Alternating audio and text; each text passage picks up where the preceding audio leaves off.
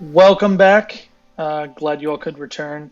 Uh, Ghosts of Saltmarsh. So we finished our session 0 last time, and we are about to embark on further adventures in the town of Saltmarsh. Just to start, everybody that was present in the last game will go in order. Go ahead and reintroduce your character, and tell us a little bit about them, and then we'll kind of dive in from there. So to start. I can go first. I see myself in the top left. So I'm Billy, but I'm playing a character named Sybil, who is a water genasi sorcerer. And she's got a bit of a Southern Belle accent. And she's a little mysterious, cloaked figure. Likes to cast spells, as sorcerers all want to do. And at this point, I don't think she's met the characters. I think she interacted with them, fought with them a little bit, but has yet to sort of introduce herself to them. Thank you. Next. Hi, I'm Justin, and I'm playing this fellow right here named Gar Thibodeau. And Gar is a male half-orc, and he's a fisherman, and he lives in Saltmarsh. He's a native to the town. And he's not generally prone to violence, but, when he needs to go into a rage and when he needs to get stuff done, he's not afraid to do that. And he does that with the help of throwing some of the right blend of herbs and spices into his face to set him into a rage. And he fights with a large gaff hook that he also uses for fishing, for bringing in those big catches. Anyway, he's happy to have met the folks that he's with right now, and he's sticking around for a good time. Next we have Sarnat, a gem dragonborn wizard who hails from Candledeep and is an archaeologist on a search for objects of power, magical items. We don't quite know yet. The player is Craig. Craig could not be here because he is on his way to Gen Con. But last session, Sarnat took a shot of some, we'll say, abyssal liquor, and it has not set well in his delicate gem dragon constitution.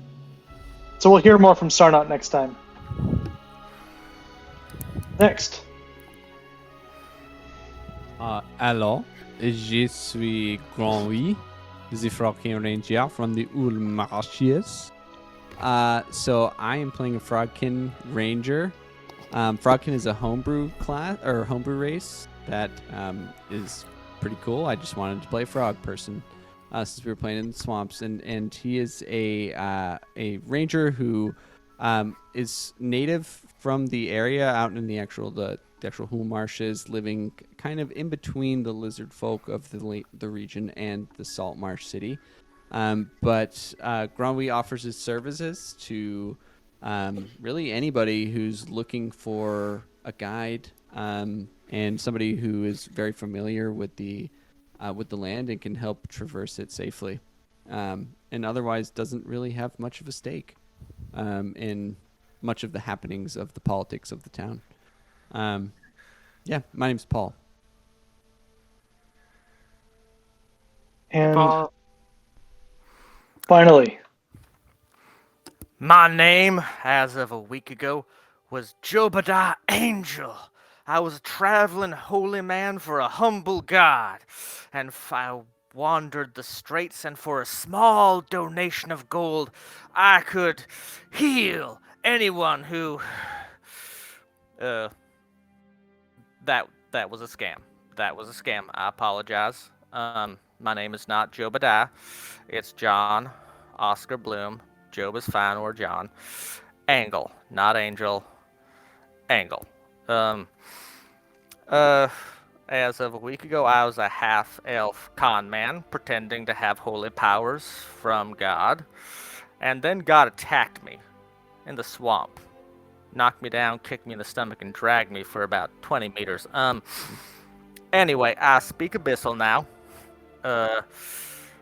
Either I can heal people, or I reattached the leg recently with the, whatchamacallit, placebo effect.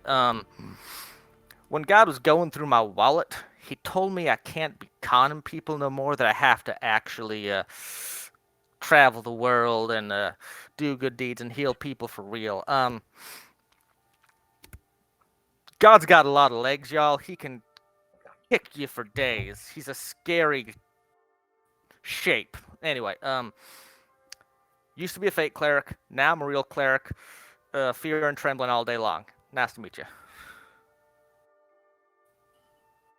Okay. So, with that, the folks that were present last time, what happened? Well, we went to the tavern, and we talked to one of the proprietors there, and he told us to go over to the fish processing plants over there, and kind of check them out. He didn't really give much in the way of instructions, but when we got there, we found some folk who got pretty ornery with us, and they seemed to be pirates, and we started talking, and that went kind of south, and then they attacked us. I ended up killing 3 of them with my hook, but they had it coming. And anyway, what else do y'all remember? I remember requesting details of our particular mission there. I'm not gonna lie, y'all. Back during my fake preaching, I used to do a lot of drugs and get my hand in some shady stuff. I was pressured not to speak. So anyway, after that little incident at the docks, I negotiated for more information later, as well as some pretty good shots of abyssal liquor, was it? Mhm. Yeah, apologies to Sarnot. I don't know if Dragonborn have Blizzard proper. I think they just have like a redundant gizzard. Oh, and It's- speaking before you shot, I remember you almost drowned in the bay when we were swimming back. Yes, this is true. Not a strong swimmer, y'all. Angels can fly, and I'm not an angel. So I've needed a shower for a week. What do you want me to say? So You yes, smell a little less like shit now. That's good. we indeed did all meet each other. You were propositioned to go to the fishmonger's plants and stop some sort of event that was happening there. You found what looked like some portion of a pirate crew trying to steal goods, and combat ensued. A number of people almost died, but eventually all foes were defeated. You made your way back to the Empty Net Tavern, where Kreb Schenker, who had given you the quest, was awaiting your return. A celebratory shot was given, and that's where we left off. So, an hour or so has passed, and Sarnat, your Gem Dragonborn friend, is unconscious in a chair. The late night has started to fade, and you actually can see more people moving into the Empty Net. A number of sailors, looks like fishermen, trying to get out to their boats before the sun rises, so that they can be out there when the catch will be best. You see Kreb shoveling up bowls of gruel, looks like a cornmeal mixed with different fish. People scarfing it down quickly, throwing a few coppers on the bar, and then continuing on out. As this is going, a few fishermen don't move. They're just still sitting there at the bar, unconscious or kind of in their cups. and you all are watching Saltmarsh wake up.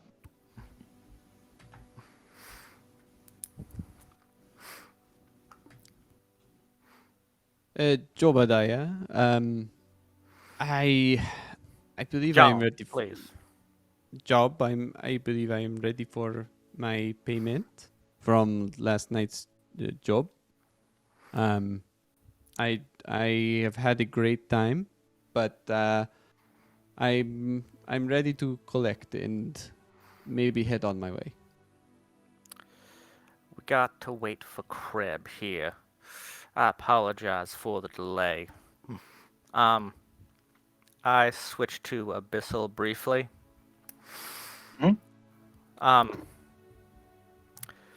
What payment do you require?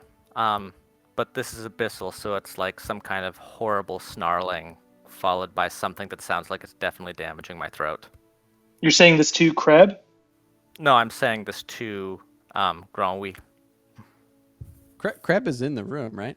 He is. He's busy. He's being kind of the tavern keep, feeding people, taking payment, pouring different pewter steins of beer. He every so often looks over and sees you all still sitting there, kind of expectantly, and you see him look and then just continue kind of doing what he's doing. Listen, Job, I do not need anything different than a usual payment. I think just coin will do. Well, hang on. So last week I have my notes. We got 10 gold and 15 silver.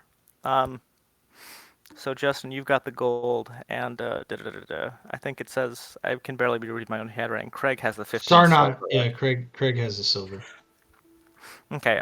So Jordan, refresh my memory. Do we see the 10 gold? That's just what you got going through some of the pirates' pockets, right? Correct. Yeah, that was just a purse that fell after the pirates. There's been no payments given Oh, for do we this. need to talk to Kleb? We should go talk to him.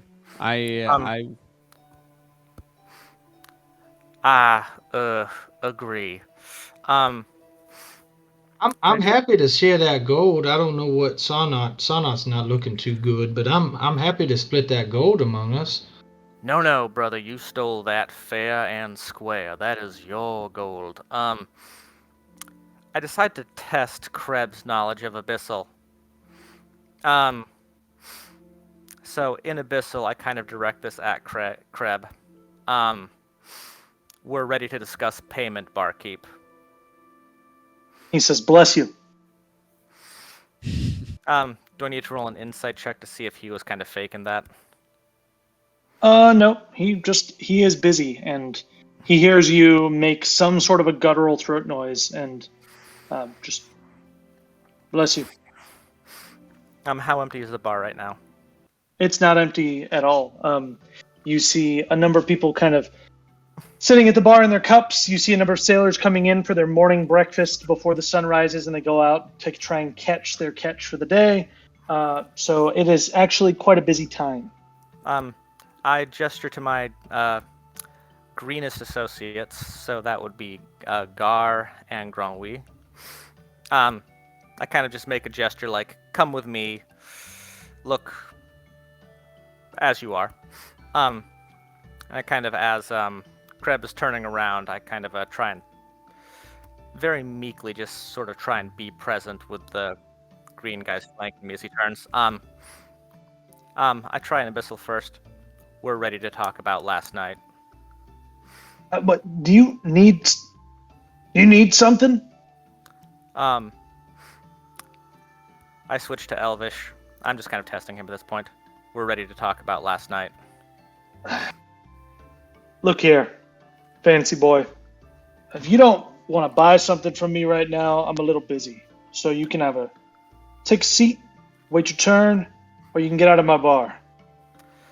Switching to common finally. We're ready to talk about last night. I'm not ready to talk about it. Have a seat. Kleb, when are you going to be ready to talk about it? I mean, When it's not damn busy in here. My friend, I am in here often. you know as well as I that there's not that many not busy times here at the Empty Net. Kreb actually looks over to. So, Kreb, standing before you, he's got a pretty annoyed look on his face at this point. And he looks over at Thaddeus and he's like, "Will you take care of these fools?" And a guy kind of stands up from being in his cups. And he walks over to you all and he's like, "Gents, just give it a minute. Do we need to go outside and just talk for a minute? If Kreb said wait, he'll talk to you when he can, but just wait." Thaddeus, what is this about? Do you know that I have to be over at the Sea Groves soon? The day is starting. If I am to find a job today, I need to be over at the Sea Groves. Yes, I understand, but Gar, can you take care of your people here?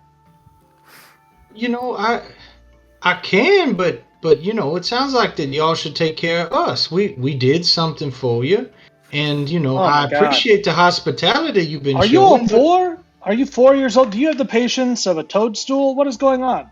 I take offense to that. The thing about offense sorry, friend. Have a seat and wait. I mean, as you guys are having this conversation, you hear the door to the bar slam open, and a panting dwarf enters the room, frantically looking around. You see he's in what at one point, probably within the last 6 months, were nice clothes. Pretty fine clothes, in fact, are now, they've got like fish oil stains on them, and they are definitely worse for wear. And he kind of enters in and he starts looking around frantically. "Gar! Holy... Where were you? I was so worried last night. I don't like being in the swamp by myself, and I hardly slept, and you were... And he just like comes over panting, motions for a drink. "Oh, Yari, friend, I'm sorry to worry you. I was just out with these fine folks over here that I met. They're new friends, and we got in a little tussle, and we couldn't quite make it back to the swamp, and so I'm sorry, friend, but we're here now, and it's good to see you."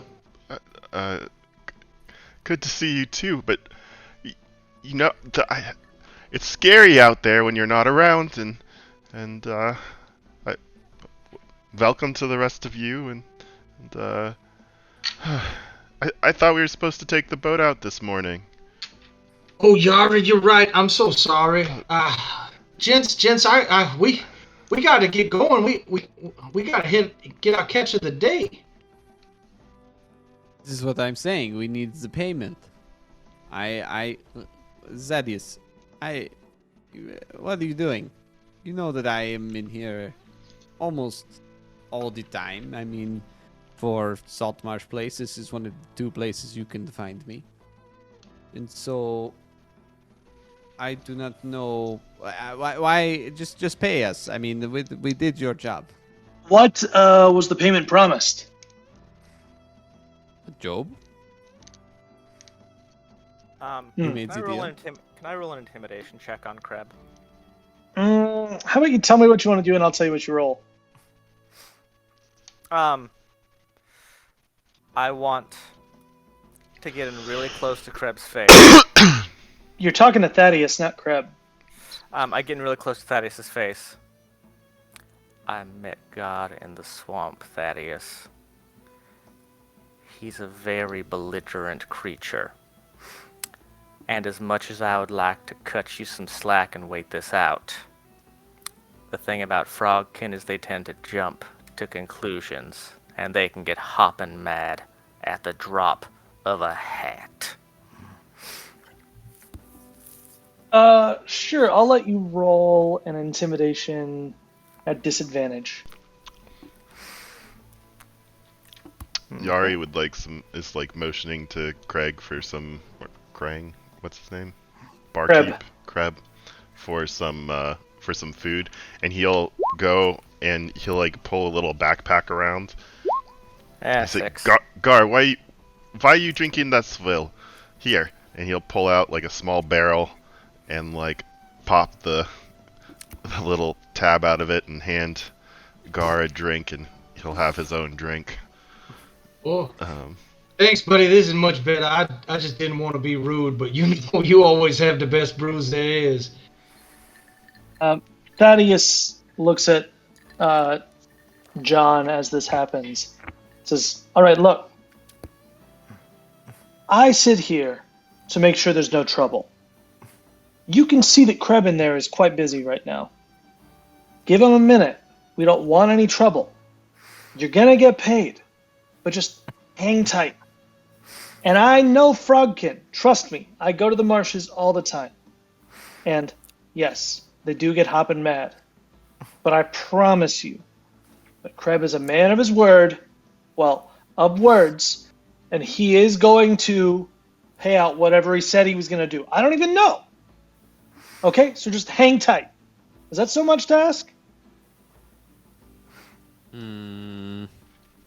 This is fine. What's Ronwee, this about yeah, payment? you know me. I don't even know.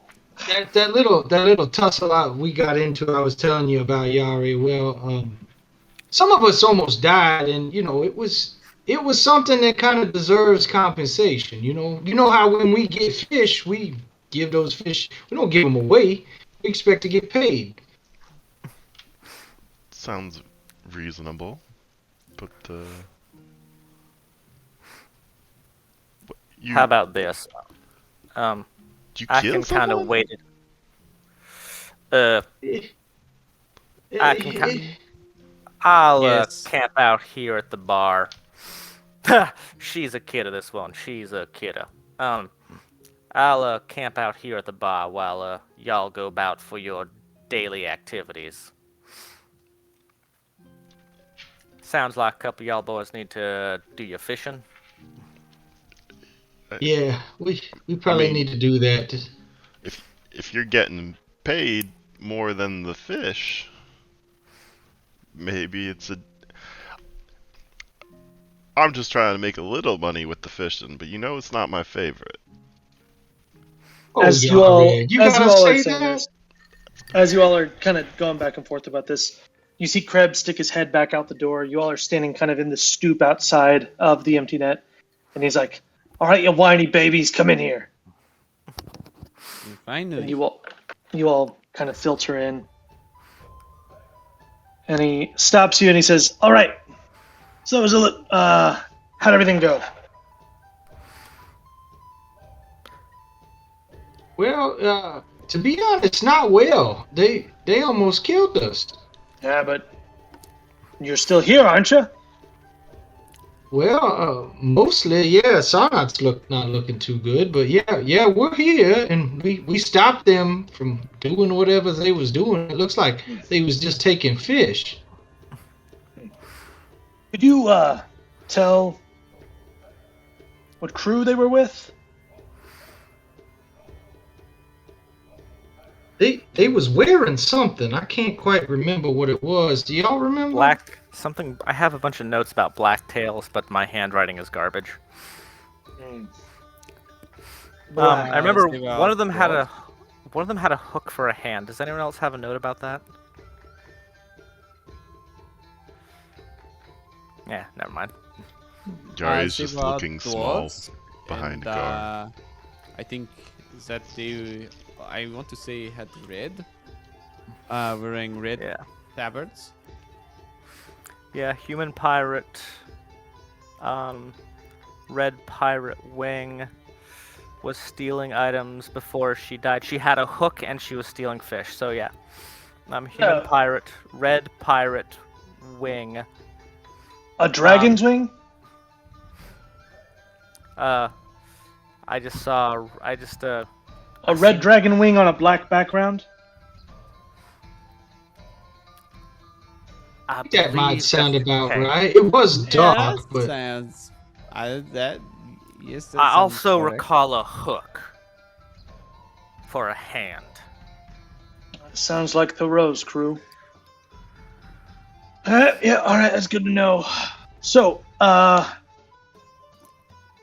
it sounds as though this was a successful job. Is that right? Were you well, followed or not for seen? them. Right. I'm not sure. I don't believe so. No. Good. What? Good. You've received a generous gift, Kreb. I believe you should express your gratitude earnestly. I do believe I already have expressed my gratitude, sir, in pulling out a wine and a liquor from another plane of existence. Now, if you do recall, I did not ever say that you would be paid in monetary funds for this job. But what it has done is I will go back to my betters and I will say that you are a dependable crew to be able to do some work, which will pay handsomely in the future. If you catch Well, my meaning. I get it. So see, boys, they're trying to pay us in exposure right here. Does this mean we have to go fishing? This I does think mean it you might gotta go mean we fishing. gotta go fishing. I'm gonna try and press this one last time. Kreb. I'm currently in the need of room and board. While we're adjunct to the needs of the community, would it be possible for you to provide us with lodgings? I'll let you Well- stay here. That's fine. But Not when at there's a rush, I expect for you to help me clean some dishes. You understand? but free room and board. You can stay here, yes. If you're looking for work, there's plenty of work to be had here in Saltmarsh. The thing I'm really stressing is I'm not going to get a bill for sleeping in one of these rooms. No, you're not. I won't do that to you. Okay. And the food?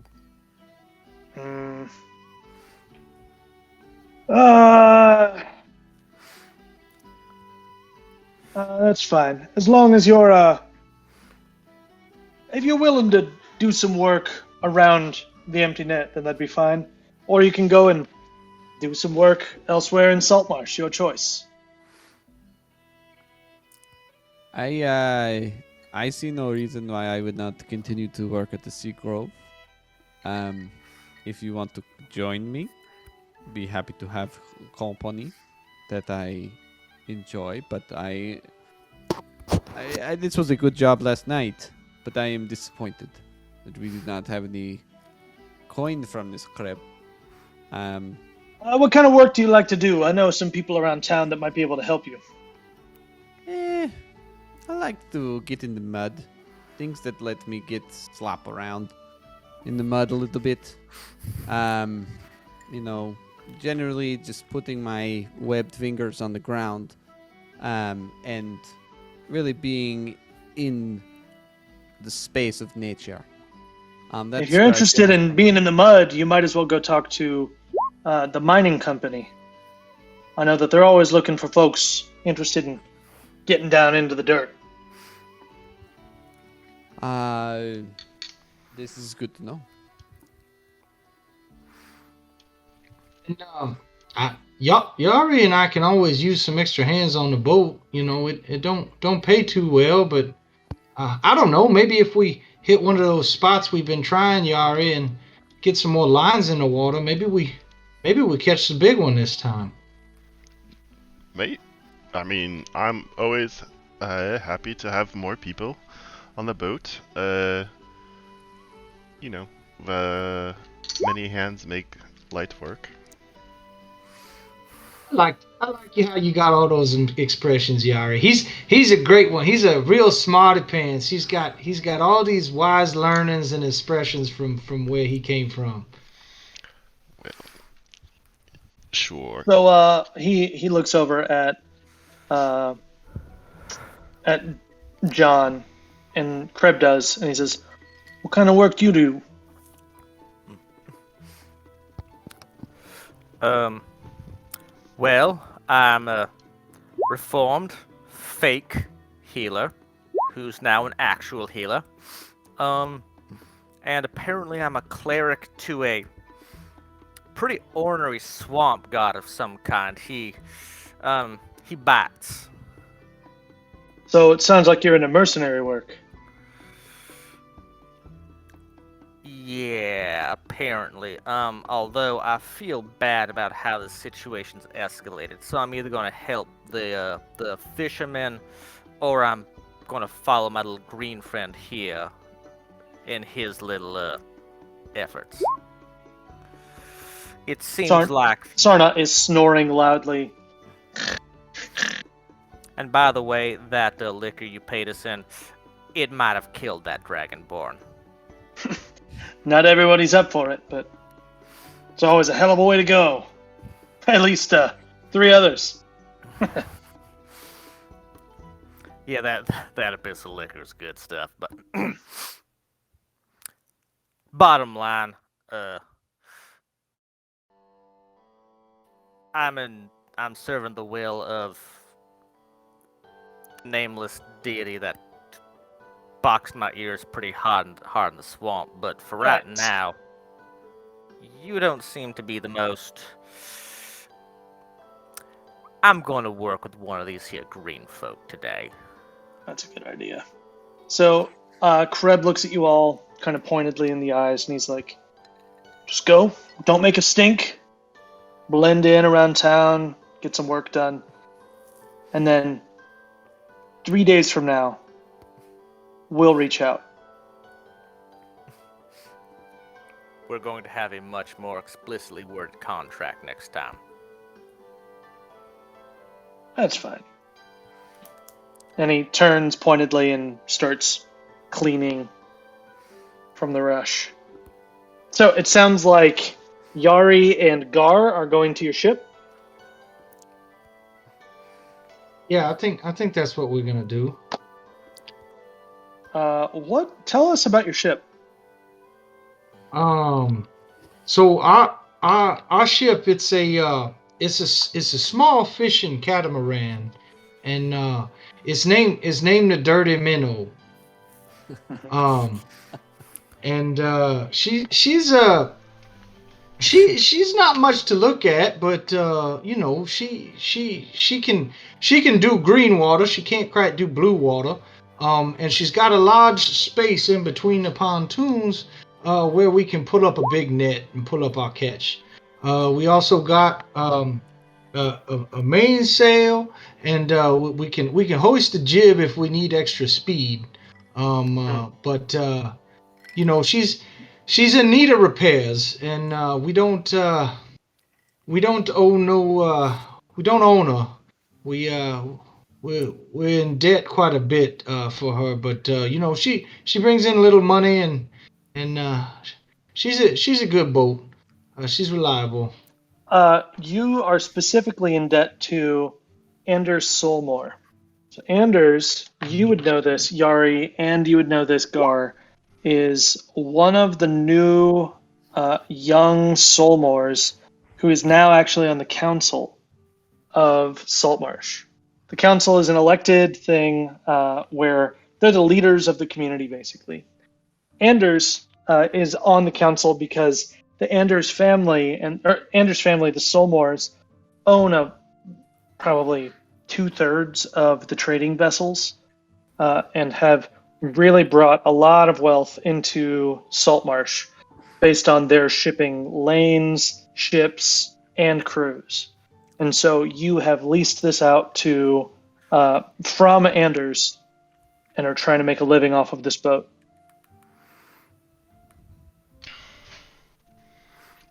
Yes, it's unfortunate. Most of your wages from the fish go to paying Anders off. I wouldn't mind bringing in a little more coin. Yeah, I'm with you on that, Yari. But how? Well, it sounds like the work you're good at might be more than hooking fish. Oh, I was afraid you might be saying that. And to get back to it later, you asked if I killed anybody. I killed 3 men last night. And I hate to say this, but they deserved it, and I kind of liked it. Do you wonder why I get so worried when you fly into your rage? Yeah, I can tell. I Don't wasn't mix up the myself. spices. Don't mix up the spices around me, please. Okay, Yari. I promise. So you all go and start preparing the Dirty Minnow. And Jobadiah, are you following them?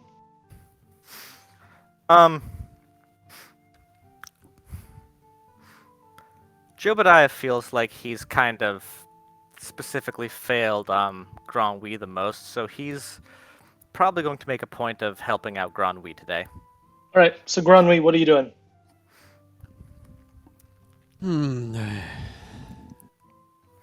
It's just boat. How much money do you make, typically? What do you think, Yari? After making the payments and paying for bait and paying for the docking stalls and paying for repairs and Yeah, I think we are negative most days. oh. Depends So how let me good propose this. it depends how much the fish are biting. So the way that it would So- work is if you want to, you would roll a d20 anytime you're going fishing, and then based on what you roll, if you have a bountiful catch, then it's 2d6 gold. If you have a typical catch, you break even, and if you have a poor catch, it's minus 1d6 gold. Okay. And is that for everybody we bring along? That is for the haul for the day. I'm assuming Well, you're I guess doing what more I'm saying. net fishing than pole fishing? Yes. So after Yeah, but I all guess- of those fees and charges and everything, it is the cumulative haul for the boat.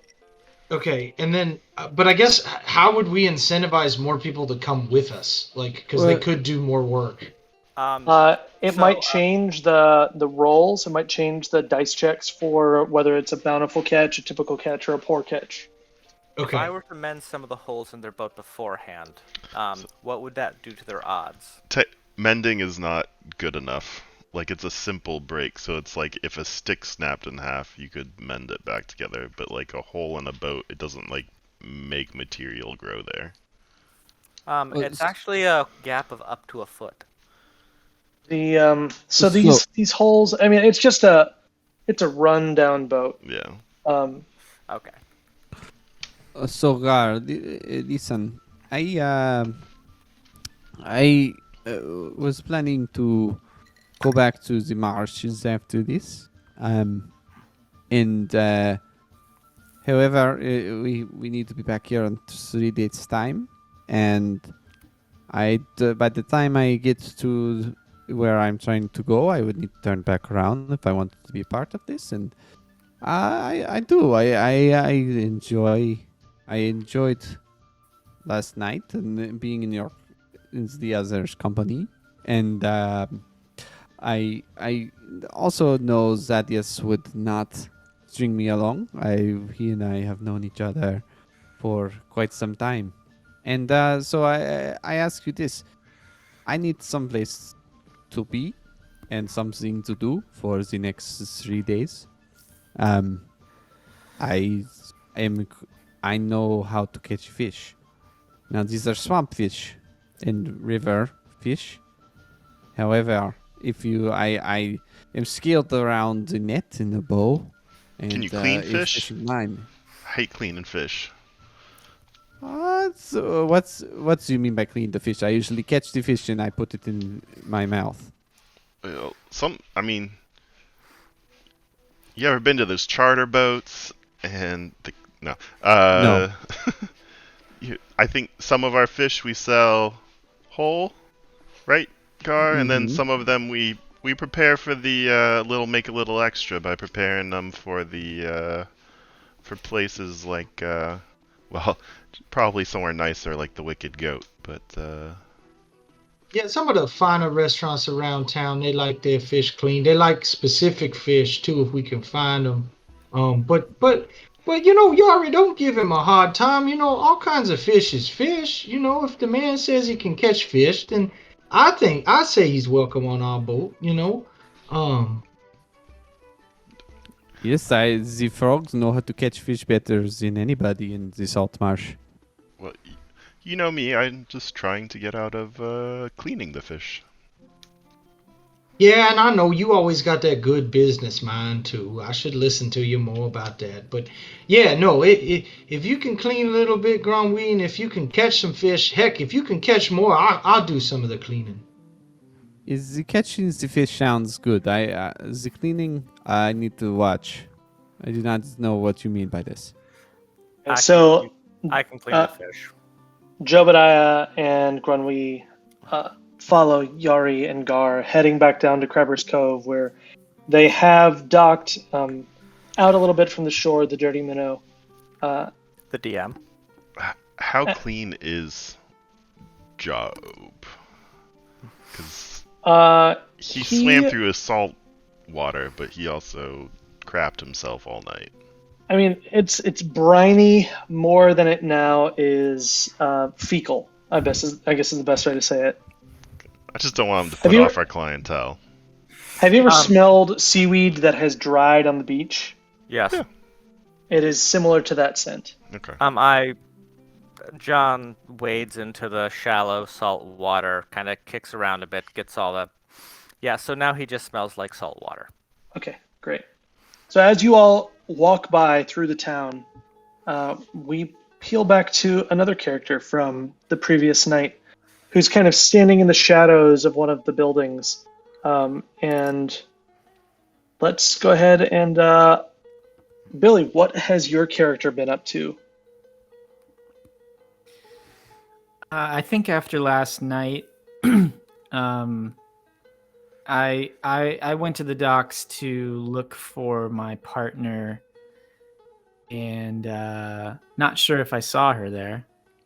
Now that it's daytime, if you want to roll a perception check. Yeah, just a sec. So you stand through the early morning, kind of standing in the shadows, not really doing much, just kind of loitering. And it takes you almost till noon, almost till the sun is immediately up in the sky, but you eventually do see her. And she's hard at work. You see her moving buckets of fish in salt water, dumping it into bigger troughs, using a pole and kind of raking muck out. She stops for a minute and looks around and wipes her sweaty forehead.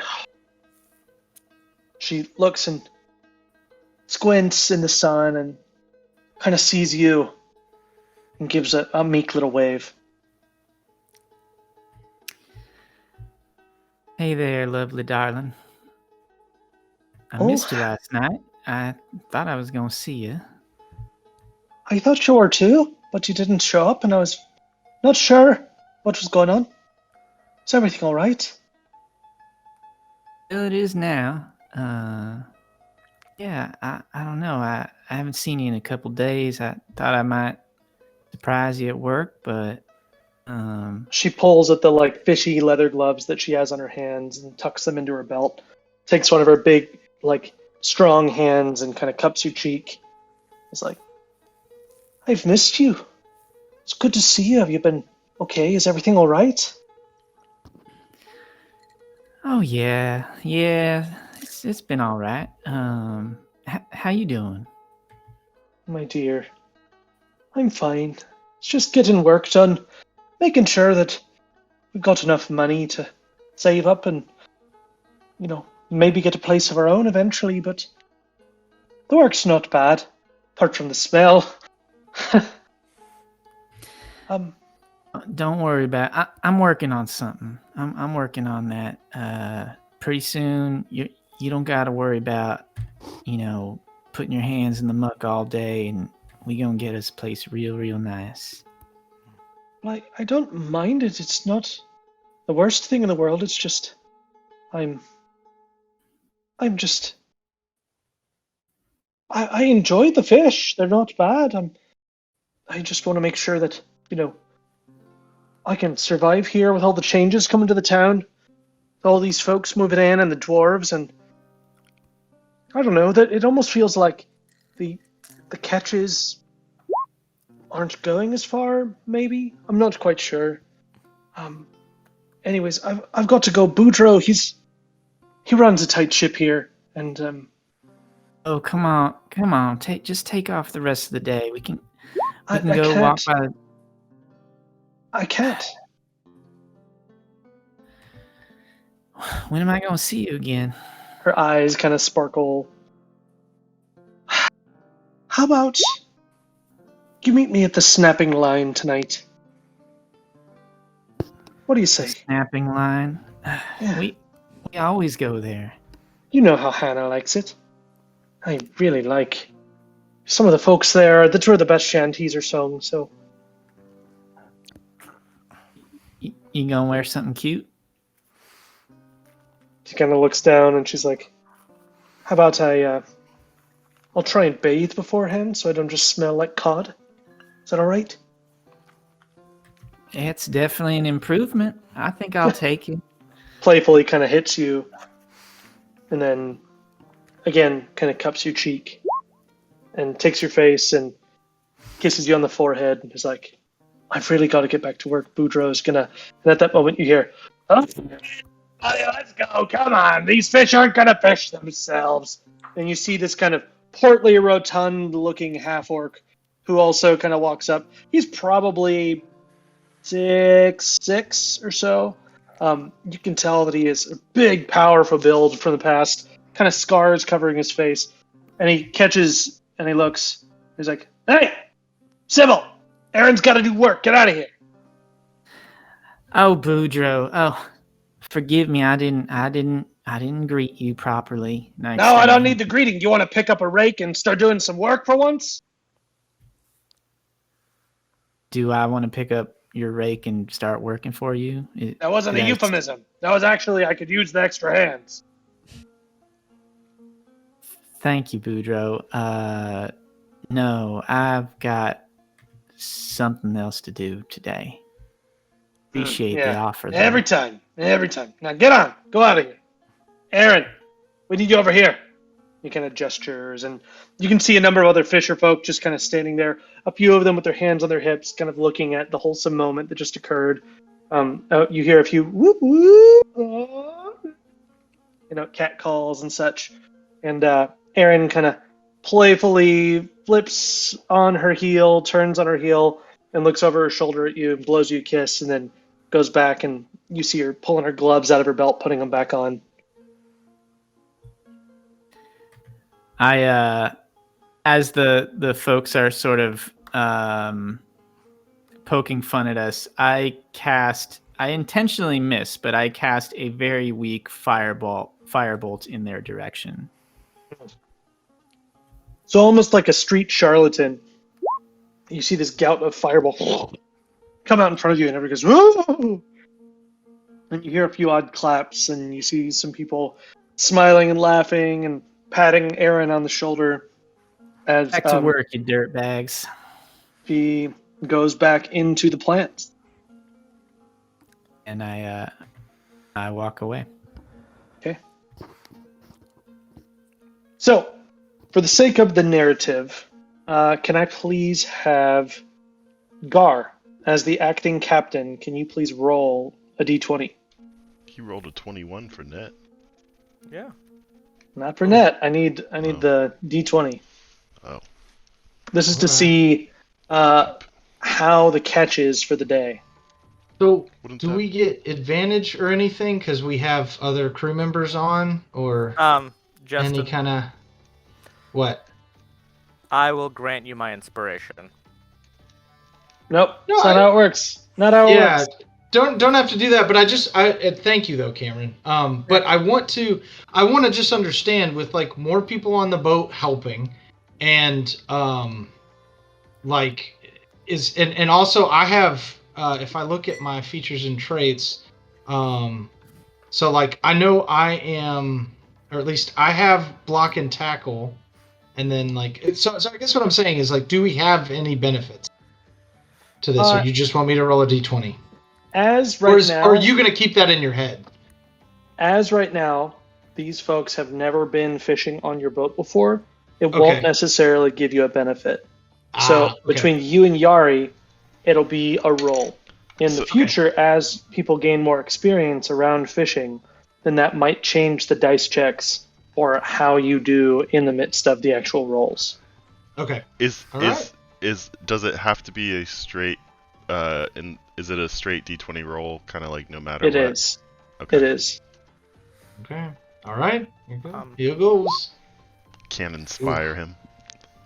So with an 8, it's hot work on the boat, and you all go out to the regular fishing spots, and there's some. At first, there's Gar teaching how everything works, and there's Yari, they're directing, and Jobadiah is actually pretty good with a knife.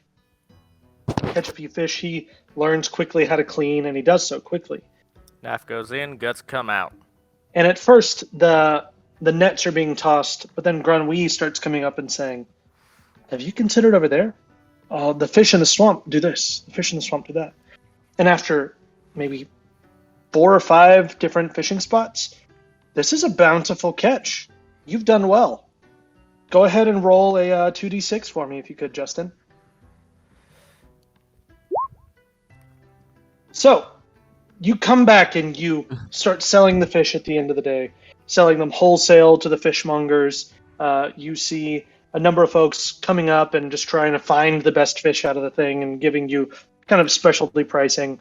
The boat is docked, the nets are all cleaned, everything is trussed up correctly.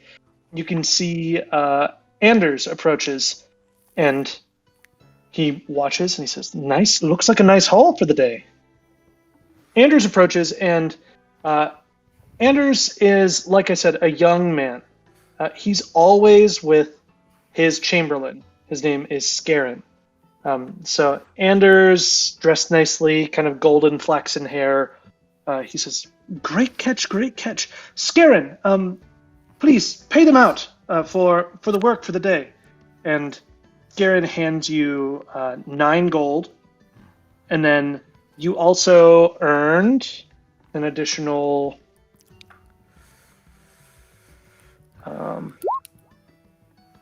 15 gold by selling before Anders and Skarin got there. So yeah. Jari and Gar, they earned a total of 24 gold. Yeah, so Yari and Gar, for the work for the day, 24 gold pieces, which is not a bad haul. Folks, this was a good day. What do you think, Yari? Best day we've had in a long time.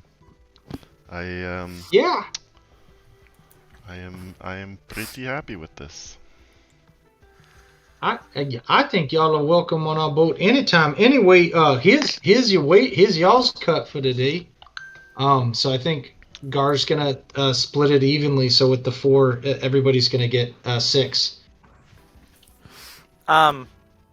Jobadiah, in fear of his vengeful god, politely declines his share, so that's depending on what Gar wants to do, either Gar gets 2 shares or that's a 3-way split. If you're going to be charitable like that, we appreciate it, and maybe we put that towards paying down the boat.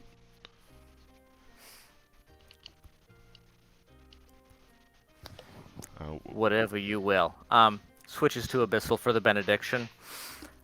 Chaos will consume us all. Well, I didn't know what that meant, but Conway just thank nods knowingly. Just. Thank you for your generosity, friend. And yeah, we'll put that toward the boat debt. And Granui, here's your 6 gold, and Yari, here's your 6. This is excellent. Thank you, Gar. I enjoy being on your boat, the Dirty Minnow. This is a good name for a boat. It's Dirty Minnow. The Uh, DM. Yes, the DM. The Dirty Minnow. What do you love about the Minnow? Please tell me.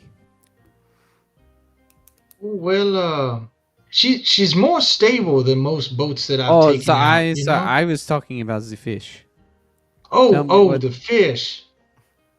Yes. Well, you know they the fish can live off just about anything. You know, they're pretty Mm, resilient. You know, they don't get yes. all hussy and fussy if they don't got good food. You know, they find what they need, and they keep growing and keep doing what they do. Yes, the fish is one of the most resourceful animals in the swamp. They are so prevalent because of how successful they are. So I agree.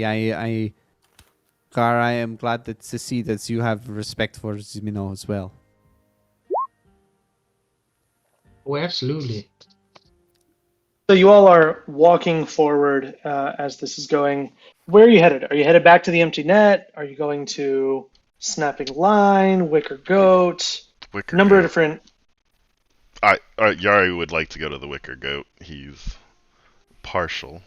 I feel like he and Gar maybe alternate because they both have their preference. It's the compromise they've come to Yeah, in this union of and theirs. and while Gar was captain today, like they switch off every other day. Which is really just Yari saying a bunch of stuff, but Gar doing the right things. So you two are headed to the Wicker Goat?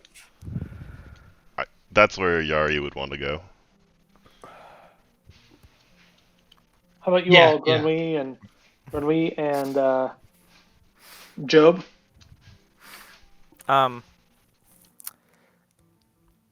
Job has free room and board arranged at the.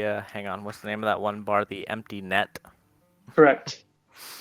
That's where Job will go to sleep. That said, assuming that Gar and Jari are going to kind of celebrate their day's work first, he's going to accompany them to the restaurant part of whatever facility they're going to before returning to the Empty Net to sleep. Okay. So as you all head towards the empty net, to the Wicker Goat, you are walking along and still kind of loitering outside of town or outside of where they were in town. You see, just catch the quickest of glances of a familiar figure from the previous night, kind of leaned against a wall.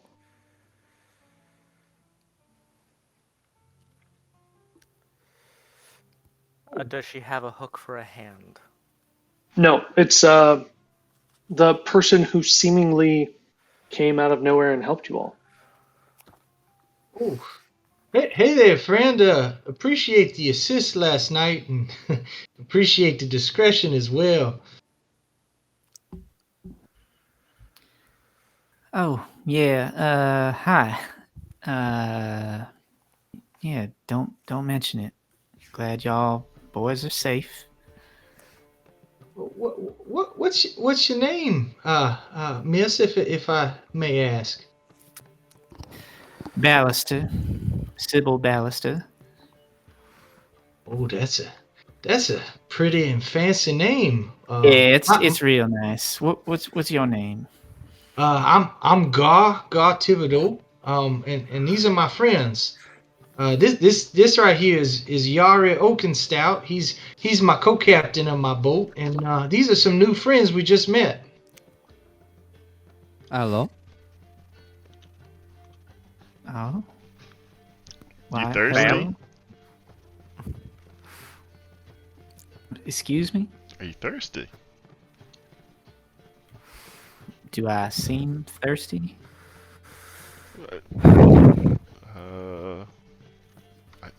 I don't know. That's why I was asking. Yari's got some real good drinks that he keeps with him. Oh. He's like a brewmaster. He's real. You should try it. I know you don't know me, but yeah, Gar, no, he's. Gar, can you not see that she is made of water? I do not think Oh, she is there thirsty.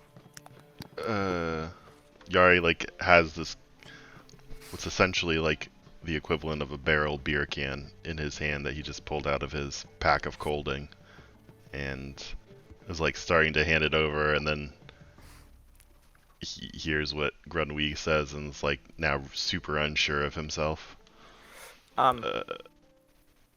John switches to Primordial. Thirsty dwarf aside, we seem to be chosen by God to do some horrendous things here. Possibly make some money, possibly change Saltmarsh from the ground up. I have no idea. God attacked me in a swamp.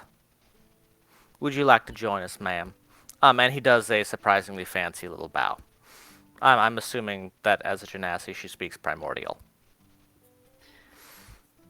It is not on my character sheet that I speak that. Seriously. So, standing so before I you, am- you see this I gray am man just looking going. at you. No.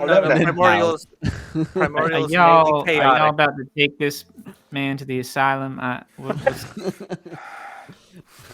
Was that a Y'all no seem does like that a from real. time to Y'all time. seem like a real pleasant bunch. You know what? I'm gonna take that drink. Normally, I would not just take drinks from strangers in the street. It's there's a lid on it, like it's not no Something funny about business. the way y'all are just so. I don't have the words for it, but I think I'll trust you. I'm gonna take this drink, and I take a big swig of whatever that barrel is. It's like a banana coconut brew. It's like a banana coconut flavor. This ain't half bad, and I can't tell it. Maybe it's because I haven't slept all night. Maybe it's because it's actually half good. But you think you might be onto something over here. Did you say your name was Yari? Yeah, You got something going. Yari Oakenstout. Did I hear you boys had a boat? Yeah, Gar yeah, has a boat. No, we got a boat together, Yari and I. He's, I'm a bit of the brawn and he's the brains, and we run it together. What do y'all do on this boat? Y'all fishing? Y'all going on, adventures? What y'all doing on that boat? Well, mostly fishing, but it's a boat, so it's freedom. But yeah, no, we had a great catch today, thanks to our new friends who much better at fishing than they might look. Wow. So how'd y'all do? I mean, I'm curious. Y'all make some good coin. Yeah, no, the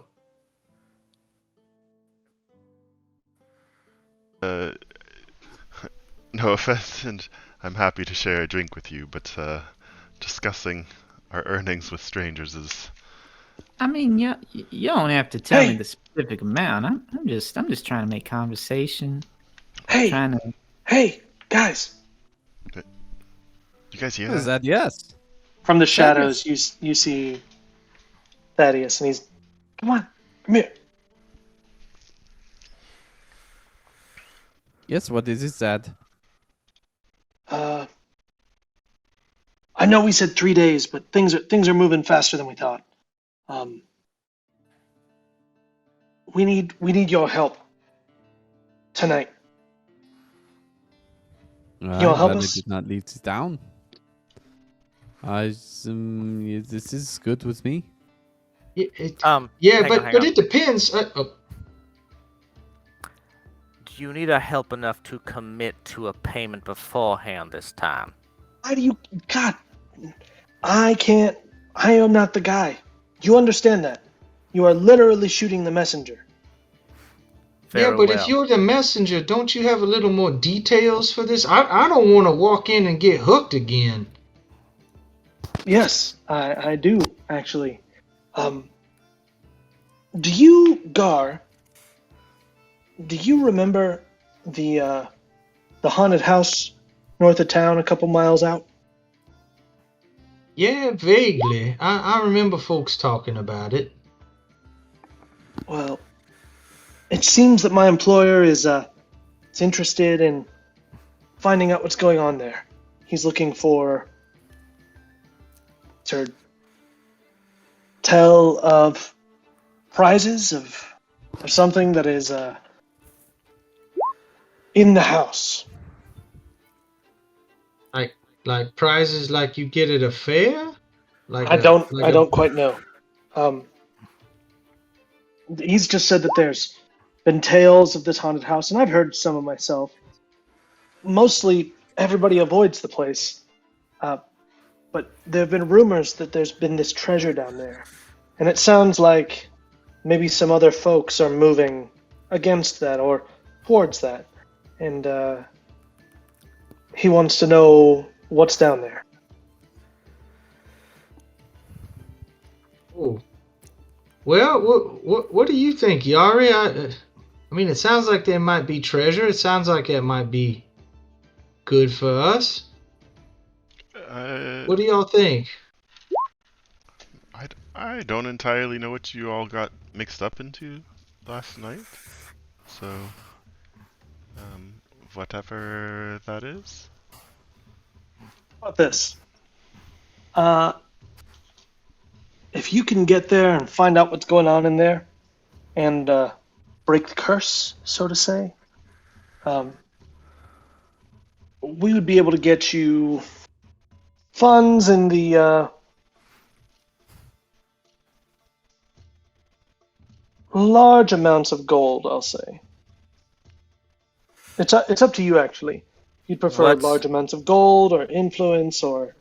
What is the minimum amount of gold that you would define as large? I could do... I've been told they could do somewhere around 150 gold. That at minimum. Gar, that's a week's fishing. Yeah, no, that sounds like a pretty penny. That is a 6-way split if that Dragonborn doesn't die from gizzard toxicity. Well, he reaches into a pouch and pulls out a piece of paper and hands it over to Yari. And it's like, here you go. That's a map of the area. This should be able to tell you where we are, and we're a few miles north. It's a few miles north of Saltmarsh, just up the coast.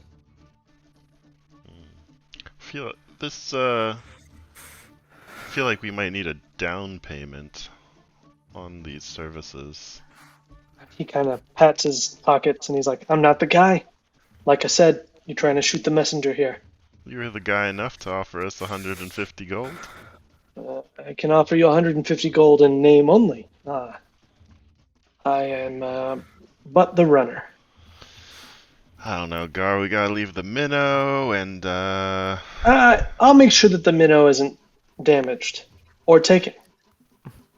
We need a commitment from your boss because apparently he's the only one who can make decisions. So sounds like you're passing up on this job if you're trying to, I don't know. Yeah, it doesn't seem like you all know how things work around here. Hey now, don't be so hasty, friend. We proved ourselves last night. That's why you're getting this opportunity to have this job. And time is of the essence. And so we can sit here and squibble about potential payments you may or may not be getting, or you can go and do the work and get the payment you are appropriately owed. How about this, friend? Will you give us your word that you're going to pay us? Aye. And he does a dramatic toe through the dirt back behind him, stands kind of balanced on one leg, and it is this dramatically big bow. I give you my word, as Thaddeus, the man who came from shit here in Saltmarsh, out of the sea foam, that you have my word. And he spits on the ground. That's about the best that a scurvy dog like me can do. Yari whispers. Granwee just kind of nods approvingly to that. Yari kind of whispers to Gar. He's like, he says it came out of the ship. I'm pretty sure he never really made it fully out. Gar laughs a little too loudly. What was that? I said you smell like nothing. shit. I mean, I said sounds like Can I roll Like an a hit. insight check? Say what? Can I roll an insight check on that little bout of posturing there? You just tell me what you want to do, and then I'll tell you what you should roll. John is just looking Thaddeus up and down, looking for signs of intentional misdirection or weasel words. Yeah, seeing if he's lying, basically. Yeah. Yeah, go ahead and roll a. I'm not checking if he's lying. I'm checking to see if he's intentionally misleading us. Sure. Yeah, go ahead and roll an insight check. Yeah.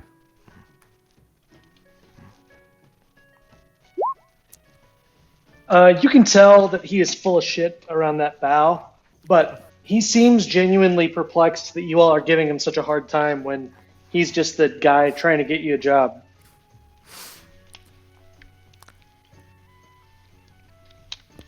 All right, gentlemen. So it seems like this gentleman isn't actually authorized to make any decisions. In my estimation, if you want a truly binding promise, we should probably go directly to Crib. This guy. I'm telling you, you all are about to miss the boat. Gar I'd likes recommend killing going. people, so we can always come back if he's lying.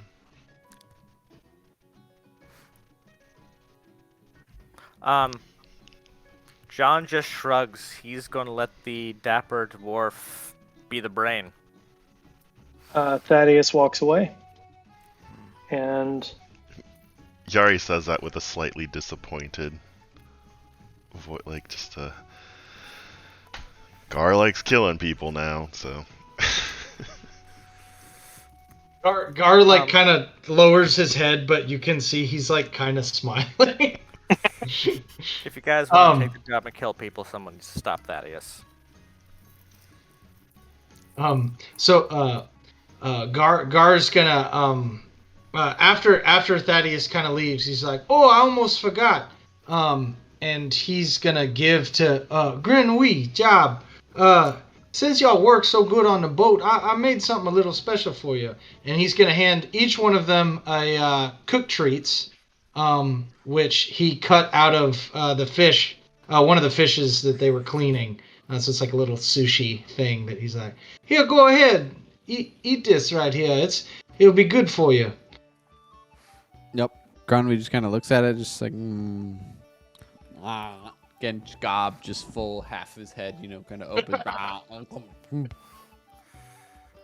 All right, now, this pat bears a superficial resemblance to sushi, but what is this red seasoning on it? That's my special little recipe. It's gonna be real good going in. It's gonna be real bad coming out. Great. John pops it right in. Okay, so you both get 2 temporary hit points. Nice. Neat. so are you all immediately heading out of town? Do you want to stop by any markets? Use any of that money that you've been given? Up to you. Oh, really quick, before we do that, did we ever take like a long or short rest? I didn't heal from the last encounter. I don't know if I should have. We'll say that you all took a long rest. Some people slept. There was general carousing that happened in the bar after that night.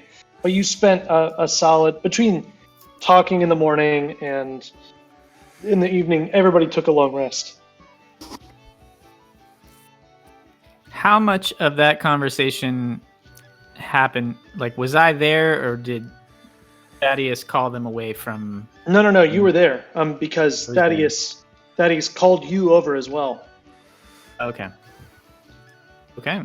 You distinguish yourself as being one of the best at murder. I mean, Gar's the best at murder, but you showed up and you did a little bit of murder. Can we... Yari would like to stop by, like, is there, like, a general store or a place that would sell daggers specifically?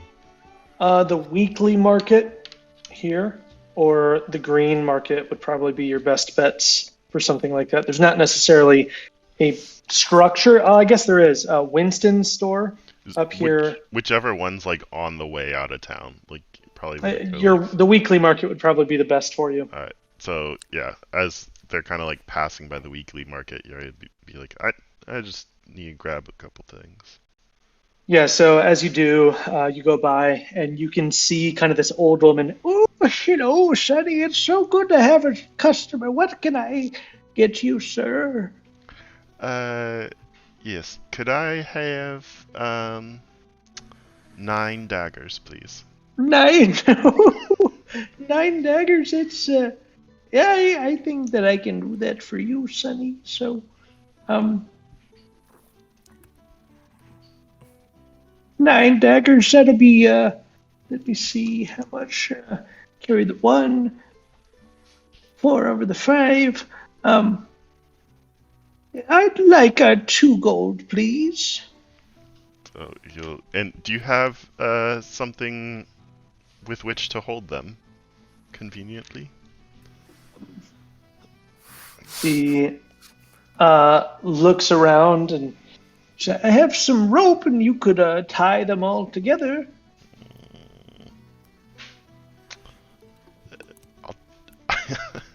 Is there just like a leather bag?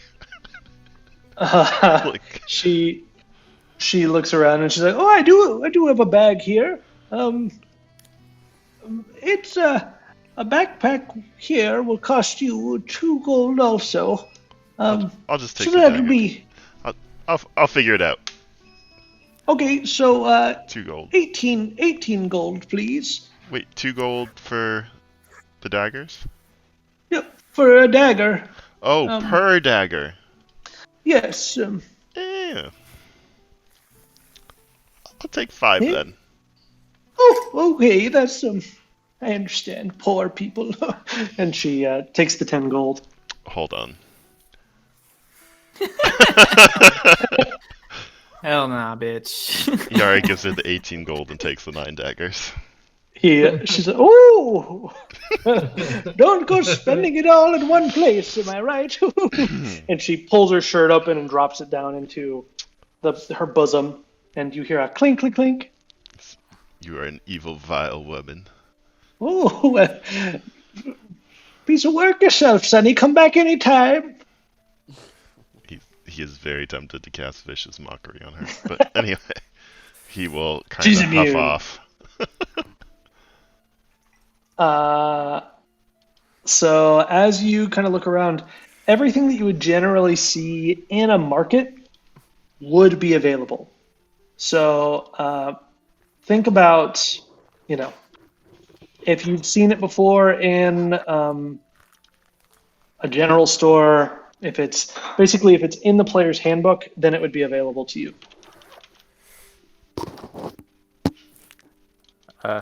Excuse me, ma'am.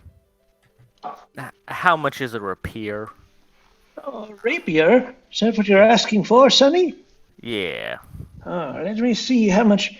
Let me see. Rapier, and she goes through a box and starts fiddling around. She pulls one out, and it's a little bit rusted on the hilt and on the handguard. She's like, oh, this one is a special one. This is from my second husband. And would you like this rapier here? How much are you asking for? 20 gold pieces for this, because it's a family heirloom that I wildly care for deeply. And she kind of taps it roughly on the counter. Ting, ting, ting. See, it's still good metal. If that 1, I'm highly suspicious that's a family heirloom. 2, if that is a family heirloom, it's from a family member you hated for being poor. Well, And John takes a breath. Tell you what, ma'am. So I'm going to use my background feature. Ma'am, you may have met what is your me. background feature? My alternate identity, which is Jobadiah Angel, the faith healer. Ma'am, I reach into my bag. I produce 5 vials of brightly colored liquid. These are vials of liquid, personally blessed by Jobadiah Angel before his permanent retirement from the realm of performative public faith healing. These liquids are mysterious. They are esoteric. They are the very last of their kind. And they have a seal from Jobadiah Angel, the healer.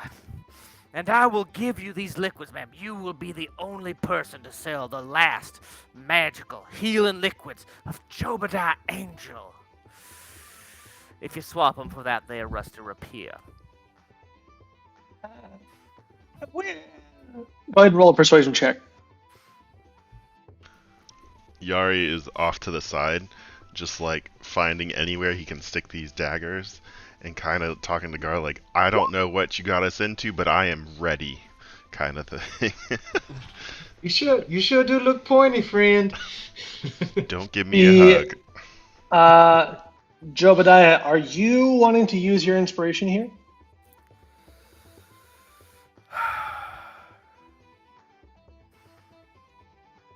No, but also screw everything.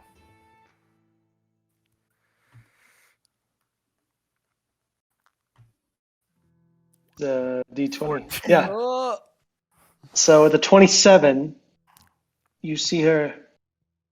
You think that would help with this here loose tooth? And she opens her mouth, kind of puts her tongue up on a tooth and wiggles it, and you can see the tooth is like rotten at the root, and it's like real wiggly. You think you could help me with that? Those potions would help with something like that? I look her dead in the eye. I don't pretend to know the name. I don't pretend to know the mind of God, ma'am. But if I were you, I would absolutely purchase these tinctures. He hands over the rapier rather quickly and grabs them out of your hands and looks at them. Oh. All right. Okay. I appreciate your service here, son. I'm going to close up shop and see how these things make me feel inside. Are there any like boots in this shop? There'd be like general boots that you would see, like nothing that would be like Nothing fancy, nice, but like boots for going in the muck. Yeah. You could have definitely like swamping boots. I'd like to roll a sleight of hand, or I'd like to attempt to steal these boots while they're talking. All right. We'll say that the DC is a 12.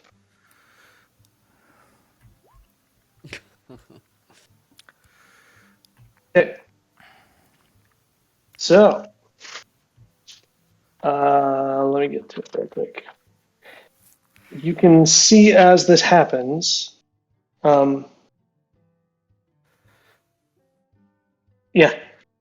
You reach out and try and grab them, and the shopkeeper stops. Hey! What do you think you're doing? I was just trying on these boots. They seem like they're gonna be good for the job. What's the problem? How about you put your gold on the table and then you can try on those boots? Oh, I thought they was gonna be good, but I didn't realize. Oh yeah, they really don't feel so good once you put them on. You should get out of here. Yeah, I mean, I figured there's probably stores that sell better stuff, better quality. Maybe different maybe another merchant could afford better stuff than you. Keep slandering my name and I'll call the guards over and you'll be caught for thievery. How about that? Are you calling me a thief, man? I'm just trying out your wares. No, I'm And, not calling you a thief. I'm calling you a shitty thief because you couldn't even take it off my table without me noticing.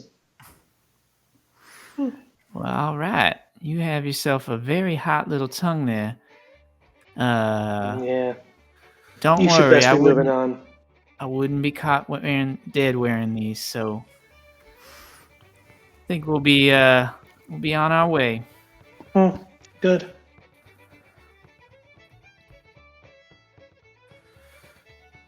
Gives you some sass, and anybody else buying anything? I cast message at her and I say, "Nasty ass tooth bitch." And she whips her head around and starts looking around, and doesn't I'm know where already that out came the from. door. Yeah, she's just, Gronwy never entered the shop. He's just sitting out. He's kind of. it's more of like an open air market with like stalls and Yeah. like covers and stuff. So Yeah, he never approached the vendor then. He was kind of just hanging out. Yeah. Yep. Not interested in looking at these wares, really. Looking I- incredibly self-confident. Gar's gonna, but really quickly, Gar, I think, is gonna see what I think looks like it's a large alligator skull in the shop, and he's like, ooh, well that looks pretty nice. Maybe I could use that hard-headed fella to protect myself. And so he's gonna ask and inquire about that use as a shield. so you walk up to the person who's running the shop, and they kind of look you over. They're like, "Oh, hey, Gar, how you doing, son?" Well, I'm doing pretty good. We had a pretty good haul today. I got my pockets are a little heavy, Yeah. so I'm looking to spend it. Yeah. Well, congratulations. It always feels nice to have something nice at the end of a day's worth of hard work. Anyway, can you tell me about this fellow right here? And he points to the skull. Oh, there's one of them descendants of 1,000 Teeth out there in the marshes. This little guy, we don't know what quite killed it, but you can see here, and he picks it up and sets it down on the counter.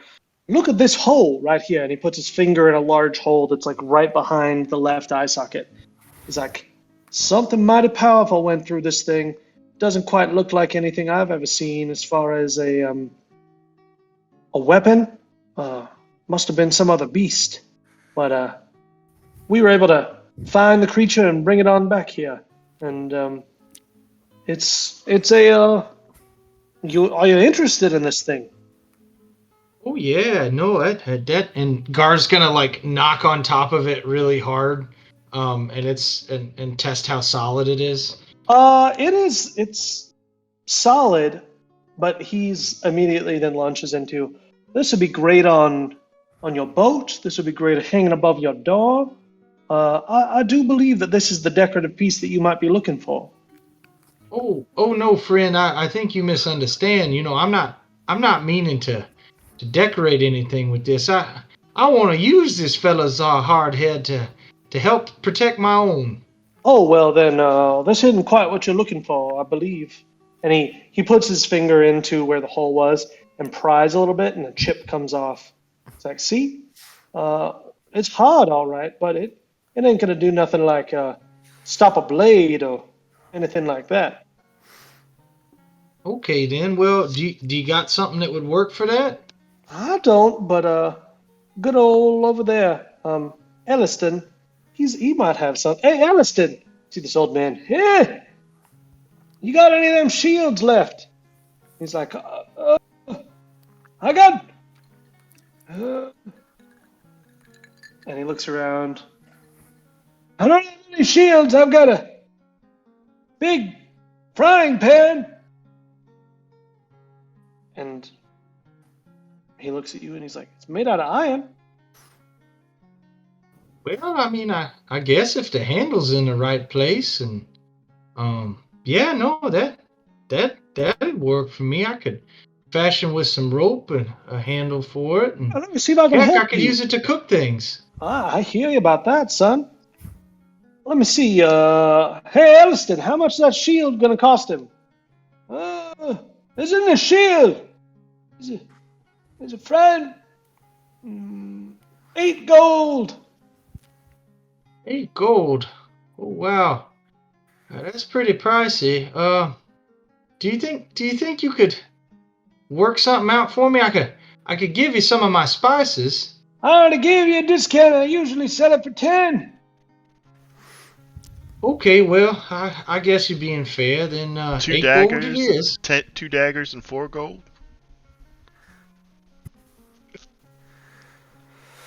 Elliston kind of looks at you and looks back at Gar. Yari, They're real you want to roll daggers. roll a No. persuasion check. See if you can. We'll say the DC is 14.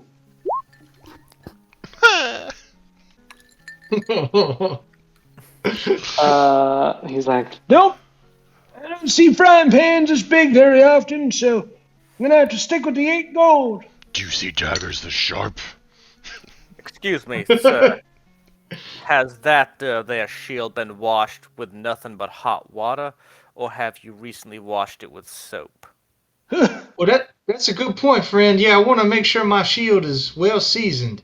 Well, I've never watched this thing in my entire life. Yeah, you Insight look check. like you haven't washed other things in your entire life. Yeah, that's why they call me.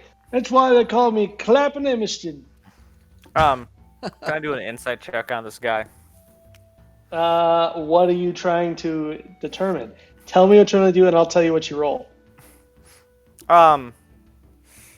More than anything, I kind of want to stare deep into his eyes and see if I can, with my aura of getting kicked in the nuts by God, compel him to out the misdirection and deceit in his own heart.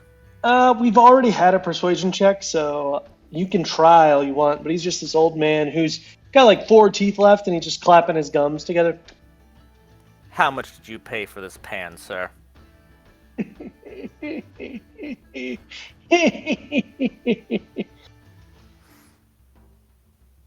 The offer is 8 gold if you want it. God, it is a cast iron skillet. Well, thank you, Job. Yeah, no, I think I'd take it, sir.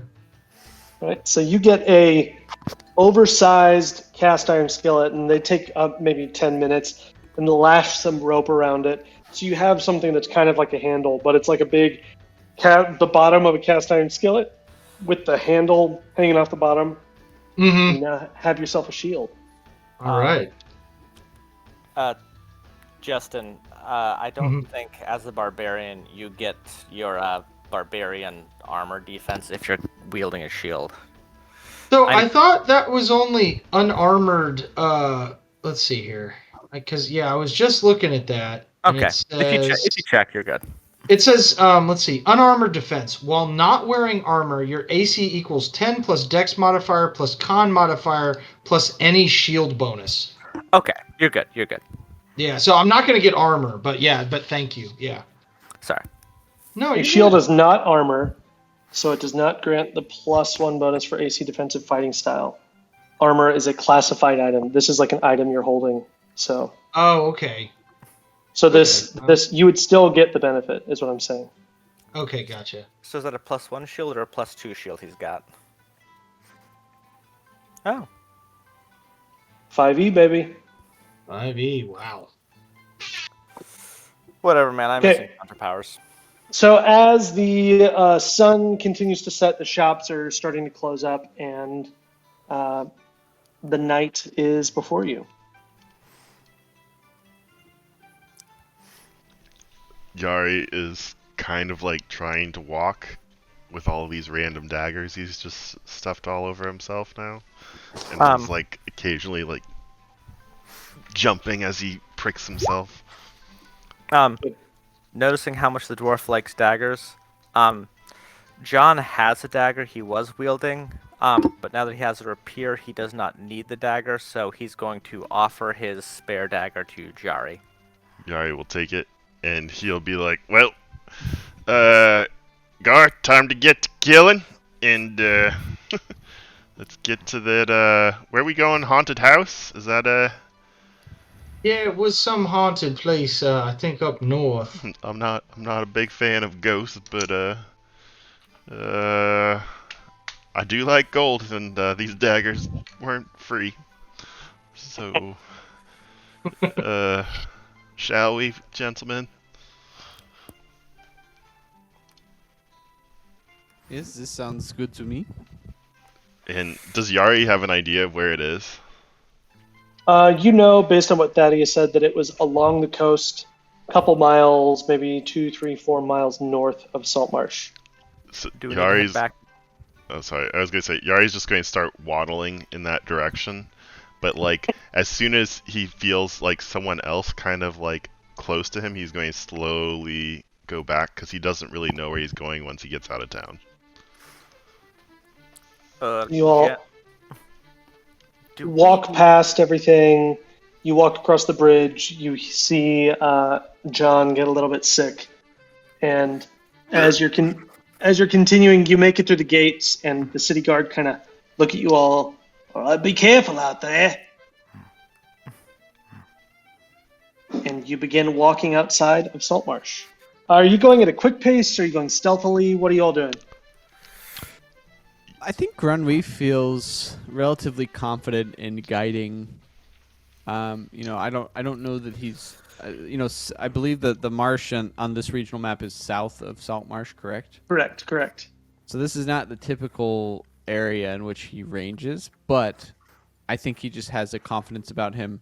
I mean, again, kind of his, his Class background. Yeah. His background is Outlander Wanderer, which means he has an excellent memory for maps, geography, and just generally has a good sense of where he is. Yeah, so you've ranged pretty far Yeah. in the marshes and outside of the marshes. So this isn't necessarily new territory for you. Right. You all are walking pretty much unimpeded. It's actually a nice sort of full moon night, and as you're walking along, we eventually, maybe after 2 hours of walking, gets you to this old road. And the road to this house winds through the rocky coastal terrain, often offering a view of the sea below. It's actually quite lovely. And low clouds press upon you. Occasional patches of the moonlight appear out over the water, and the stiff wind starts to blow in off the waves, carrying the briny scent of churning salt water beneath you all.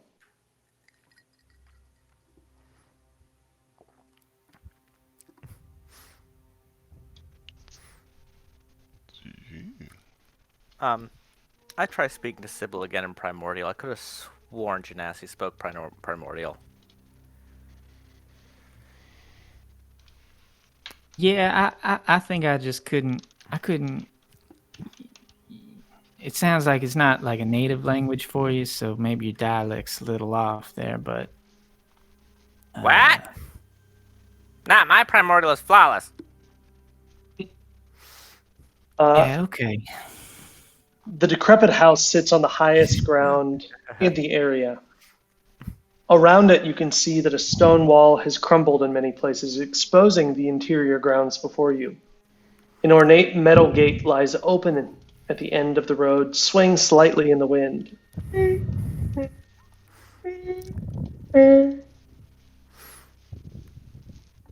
Wild flora grows throughout the inner yard, but all the years cannot hide the evidence of a well-tended garden that once sat here. Near the house, the rotted wooden roof of a water well rises out of the tall grass.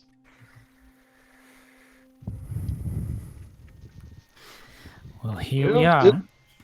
Yeah, this must be the place. If you are not seeing anything, you will need to provide yourself with a light source. Yeah, Granwee's gonna bust out a torch. Okay.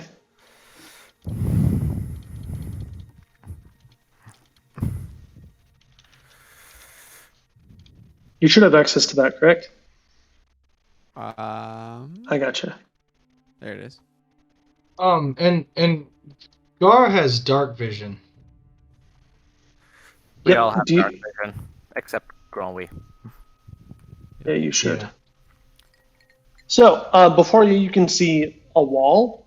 You can see the garden, and you also know that there is a well on these grounds surrounding the house. Can I roll a history or religion? Tell me what you want to tell me what you want to do, and then I'll tell you what you roll.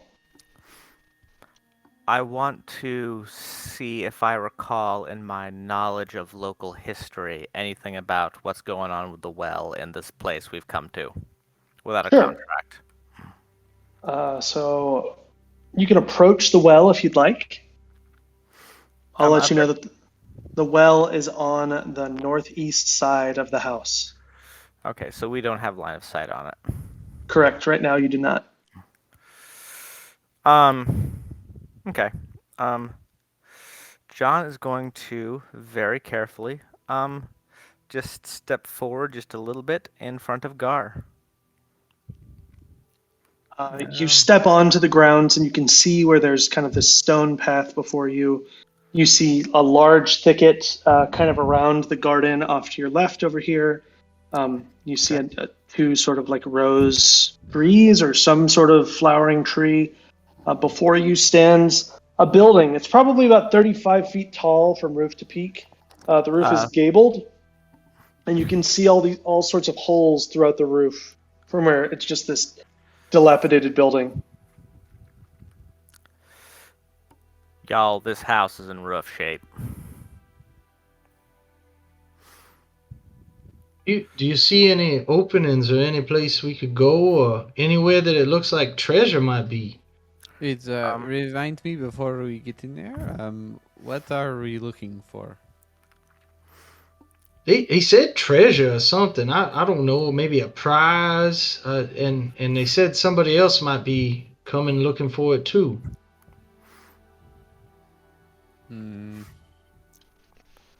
Yari is just sticking really close behind Gar, kind of like crouched down a little bit.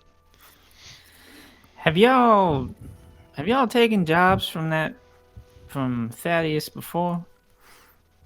Yes, I have been with Zadius in the swamp before, and he and I have known each other for a while, so I have generally stayed out of a lot of what he does in Saltmarsh. It's unsavory, but when he goes out into the swamp or needs a partner for drinking, this is how I know Zadius. Yeah, so he seemed like a straight up guy to you, good on his word and all that. I do not, straight up, I do not know, but I do not think that he would try to pull one over on me. All right. So you see standing immediately before you is a door, kind of a front door to the building. Alongside either this side of the house or this side of the crumbling wall, you can see what looks like almost like a vegetable garden, or what maybe once was a vegetable garden. You can see a number of broken tools, kind of handles to rakes that have long since rusted or become unusable, and a path that leads both east and west in either direction around the house. Can I roll perception? Does the gate appear to be locked, or like is there a chain around it, or is it? No, the gate was where you all had kind of entered, just past these trees, these flowering trees. Okay, it's gotcha. kind of like a swinging gate for the exterior wall. Gotcha. So what you were saying in front of us is an iron door to the house. Correct. So now there is a door kind of sitting in front of you to the house. Okay. Who wanted to roll a perception? I did, but so my perception is +3. But what are you looking for? I mostly want to perceive I kind of want to actually sense through that door directly north of us.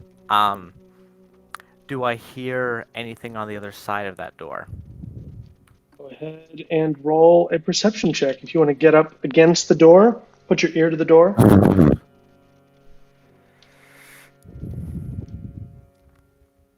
So you approach, put your ear against the door, stop for a moment, listen.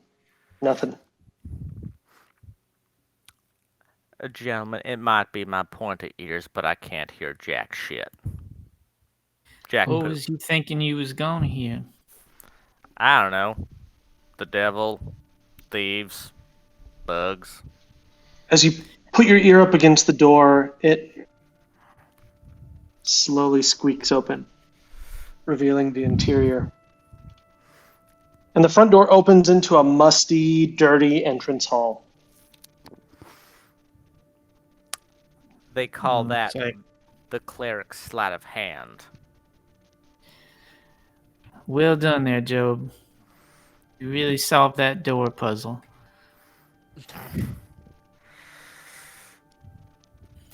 Well, door open. Ain't no way we sneaking in this place, so either they waiting for us, something's waiting for us, or it's just open and it was the wind. Either way, I say we just go in. That sounds good to me. You know, they say this place was cursed, but I don't see no curses yet. So Guard's gonna follow Jobadiah. Yeah, pretty usually there's closely. a sign that says this place is cursed. Here specifically is the curse right here. Don't stand here. I don't see that So, sign. So. as you enter, to your left, a corridor leads into the west wing of the house. The walls are bare and bits of smashed furniture lie upon the floor. Ahead of you, another corridor leads towards the rear of the house. A staircase on the eastern wall climbs to the next story, reaching it at a balcony that overlooks the entrance hall along its north and western sides. The stairs appear safe to climb, though the balcony rail is broken in several places. Under the stairs at the north end of the hall, a third corridor leads east. So that's... Okay, so the corridor that leads east is here. There's a corridor to the north here and a corridor to the west here. Correct. As you enter, you can see and just like everything is damp in this. Being this close with no sort of way to block the moisture from the ocean and from the wind, this whole building just smells damp and moldy almost. The woodwork you can see is generally rotten. You see cobwebs and thick dust, just rubbish and refuse scattered everywhere. As you look at the walls, you can see plaster has fallen off in clumps, and you see ceiling tiles strewn about the floor, along with the shattered remains of the vandalized furniture you see. I'm gonna take a look at the vandalized furniture. Is it just like destroyed, or are there any like markings on it that, any words or any like insignias, anything like that? Yeah, sure. So go ahead and roll a perception check an investigation check if you could. Sorry, not perception. Okay. Yeah. So as you look at the furniture, it looks like whether it was time or general vandalism, you don't see anything that would tell that it was nefarious, whether that be claw marks or ruined symbols or anything like that. It just looks like destroyed furniture from an abandoned building.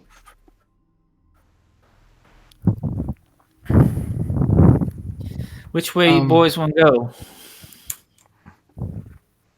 Well, looks like we got three or four options. We could climb the stairs, or we could go left, straight, or could any of y'all tell by the size of the building what looked like might be the biggest place?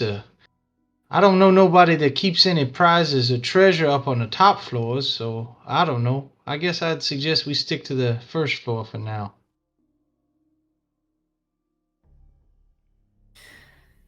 Yeah, I mean, I was thinking maybe we just go left, do a clockwise,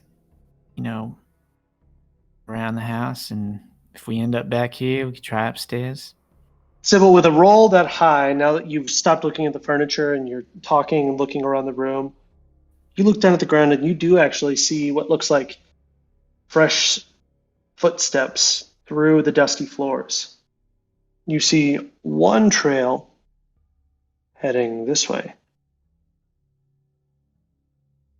And you see another trail heading this way. Shh. I see something. I see some footprints right here. And you can see they go this way and they go that way.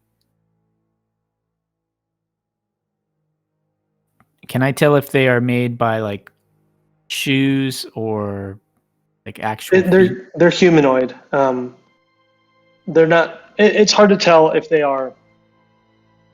You don't see toe prints. You see generally sort of just like the shape of a foot, like a booted foot. Does it look like there's more going one way or the other? You see one set headed north and one set leading west. Yeah, it don't seem like we're alone here. Looks like there's just one set each way. Well, you was thinking left at first. I think that sounds good to me. Yeah. Go ahead. Yari, you might want to take out one of them 9 daggers you got there.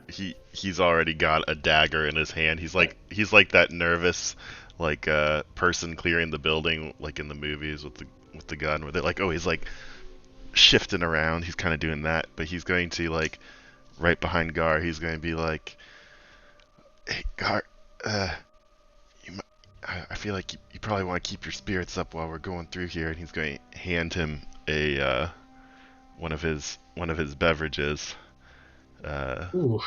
and he's going to give you inspiration. Ooh, don't mind if I do. Thank you, Yari. So that'll be a D6 for the next 10 minutes. You have a D6 you can add to an ability check, attack roll, or saving throw. Oh, sweet. D6 for next 10 minutes. Okay. And then Yari's just going to be like shadowing you. Okay. So I think Gar's going to start walking down this hallway. He's going to do it quietly though. He's, The hallways are all about 5 feet wide, 10 feet high, so they're not crazy high. But Grunwee and Sybil, what are you doing? I'm following. Okay. Yep, I think Grunwee's trailing in the back. So are these doors? What are we seeing? There's a door immediately to your south. There's Okay. a door, one right here, and there's a door right here. All right, we got 3 doors, friends. I think I'm gonna go to the one at the end of the hall and try and listen. Y'all want to check the other ones out? So I think Gar's gonna go down here and try and put his ear up against that door. Okay. Yari will do the same on the other door. Let's have one roll for Gar and one roll for Yari. What are we rolling? Perception. Okay. Yes, perception to see if you can hear through the doors. So, Gar, you put your ear to the door, and nothing. Yari, you put your ear to the door as well. Again, silence. You eventually, just listening here, and hear music. I mean, not music. Hear wind blowing through the rafters up above you. The eventual creak of the house every so often. But other than that, nothing insidious. Yari is going to just kind of push on the door a little bit and see if it's open. Okay, so You go to push on the door, and it doesn't just swing open. There is a door handle. Kind of look at it, look at Gar, and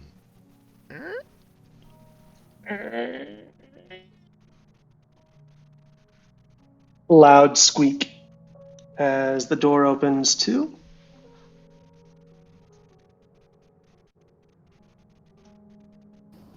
So, as you enter, you can see that this room was once a library with bookshelves around the walls. Most of the shelves are broken, and in many places they've come away from the wall, collapsing onto the floor below. The few shelves, still intact, are empty, but a pile of books rests in the southwest corner. can I go over and like look at what books there are, see if there's like anything I would recognize from like a shelf back home as being a particularly worthy volume? Yeah, so you take a moment and kind of look through the books, and you can see 3 books that kind of catch your attention. One is titled The Magical Property of Gemstones by the Archmage Tensor. The next one is The Magical Properties of Herbs and Flowers by the Archmage Tensor. And the last one is The Metaphysics of Mathematics by the mage Nystel. So gemstones, Tensor. herbs, and flowers, right? Yep, Herbs and Flowers, and then The Metaphysics of Mathematics by the mage Nystel. But gemstones and herbs were both Tensor. Yes, the Archmage Tensor. Tenser.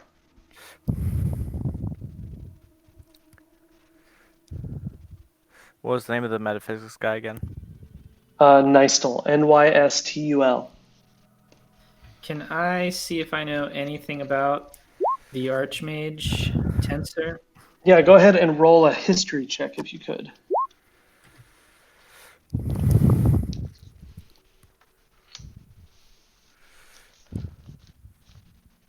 So with a 7, you know that archmages have existed. They're always very arcane and very complicated and enigmatic to understand. You know they exist, but it's much like a Supreme Court justice almost. What do they do in their daily? Do you actually know who they are? What were they meant to do? You don't quite know. You just know that it's almost like a title that you recognize. Would I know if they're still alive? With that roll, you would not. Yari will put the books in his bag if they're like a normal size. Mm-hmm. Okay. Can John roll an investigation check to see if there's any other books of note in this room that maybe Jari missed? Because presumably Jari is just looking in Common and Dwarven. Yari looked for probably a good 5 minutes, and of the other books that you can see, they're either partially ruined, covered in cobwebs, vermin droppings, or mold. And so the other books in the room are either too dilapidated to be even legible, or they're of no import. Okay. I think Gar's gonna be looking for any other kind of exits out of this room, or if there is anything that looks suspicious about the bookcases. Yeah, so I'll let you roll either a investigation or a survival check. Okay, definitely survival. You kind of look and actually pull another one off the wall, and it pulls free and kind of smashes to the ground, and you stop and look, and no, it just looks like the plaster is weak and a number of these had fallen.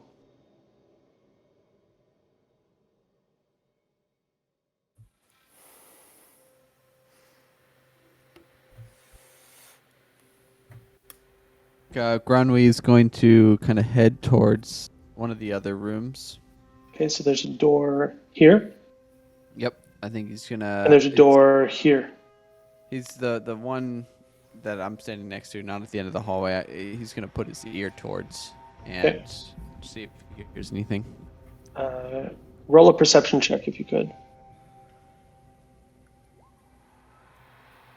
A moment passes, you put your ear to the door, and you don't hear anything. He's gonna kind of slowly open the door and peek his head in. The door creaks open, and you can see that this room was once a writing room or a study. Against the wall, under the windows, sits a large wooden writing desk, partially broken and riddled with damp rot. There are 3 drawers on each side of the desk, and a central drawer. A large central drawer in the middle. The latter is closed, but the others are all open, and 2 of them have been broken open forcibly. To try and open the locked drawer, is that a sleight of hand? Do you have any thieves' tools? Let me check my inventory. I don't believe so, but let me check. No, I have a disguise kit for my background, so no, I don't have any thieves' tools. You don't really have any way to be able to open it. Yari, you could use one of your daggers to try to pry this open. You have some to spare, yes?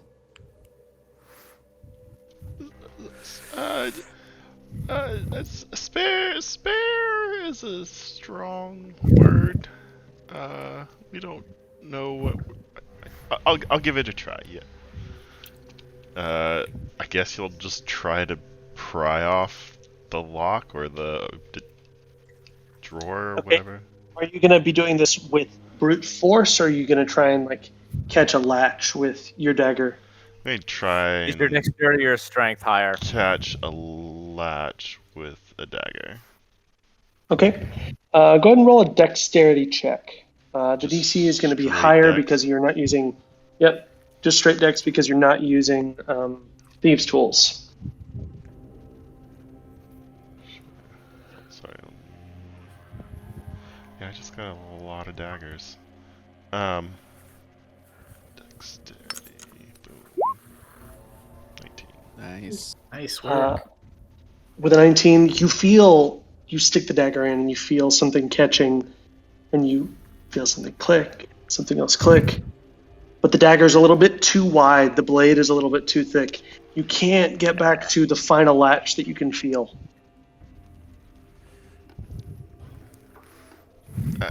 I am sorry. It's not working for me. Well, if we tried finesse and it didn't work, we could try something else.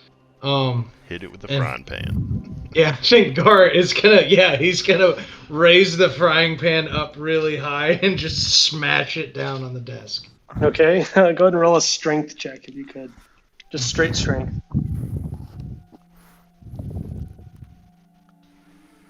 So you big smash down on top of the desk, and you can see where it makes this big indentation in the desk.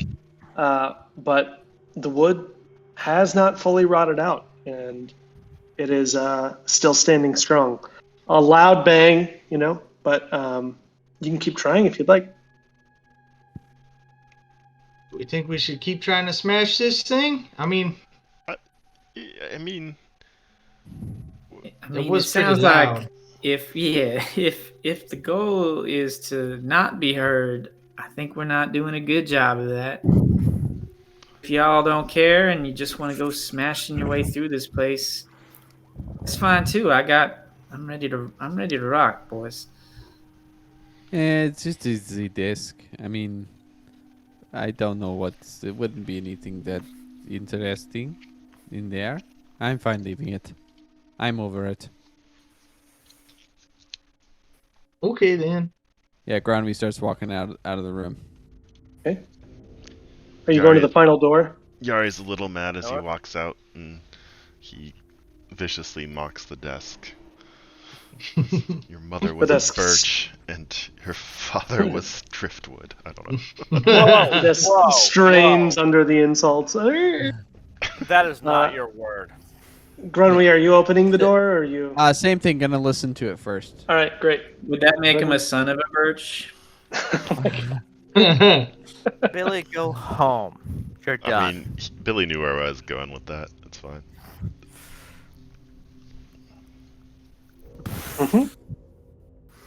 19. You put your ear to the door again. You don't hear anything. Okay, just opens it up. Okay, so as you enter, you notice a door in the north wall that leads out onto a small patio. The paving cracked and overrun with weeds. Other than a pile of refuse in the southeast corner, this room appears bare. Can I roll perception on the refuse? You can check out the refuse if you would like with an investigation check.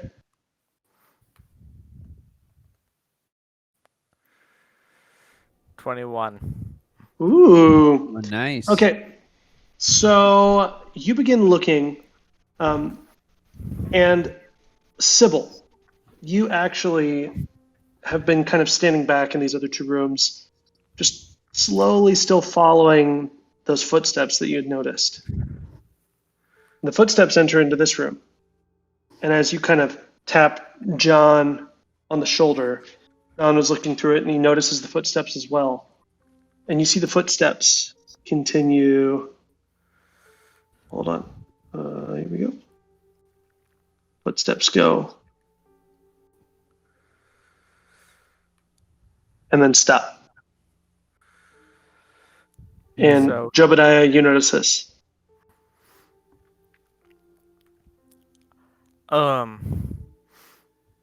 I sense footsteps. I point at the footsteps.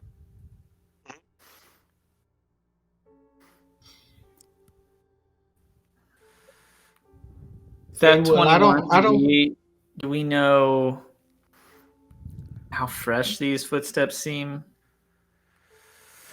Can I roll a That's history the right check? word to describe footsteps. No, like everything else is covered in a layer of dust. And it's like Scooby-Doo comical footsteps leading towards, they're like distinctive footsteps. They're fresh enough to have disturbed the layer of dust, and no more dust has yet taken its place. Did we perceive the footsteps heading towards this door or this door? Or can They we not stop tell? here. What about like they the end floor? abruptly. Like, Yeah, does the floor look like a As more patchy or Jobadiah anything? enters that space, Bye, y'all. you hear, "Welcome, fools. Welcome to your death."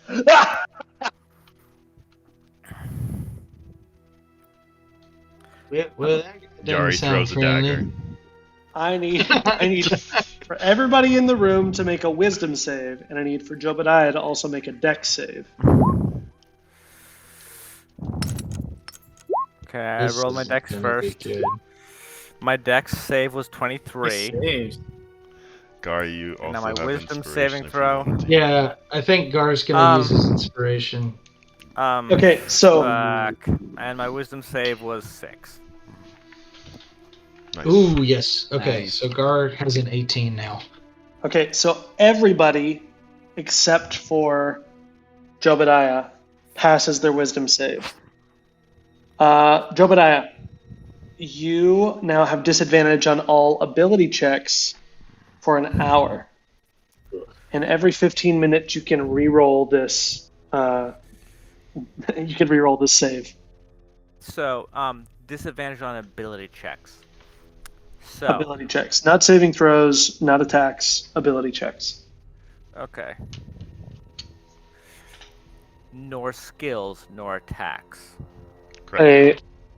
Nope, an ability check would include a skill. Okay, so I have disadvantage on skill checks. What about saving throws and attacks? No. Okay. But skill checks, yeah. Yes. Okay. Oh, I think Gar, when he hears this weird disembodied voice near Jobadiah or whatever, and I see they're investigating the thing. He's gonna take his net out and he's gonna kind of throw it in that space that where they were looking at the footprints.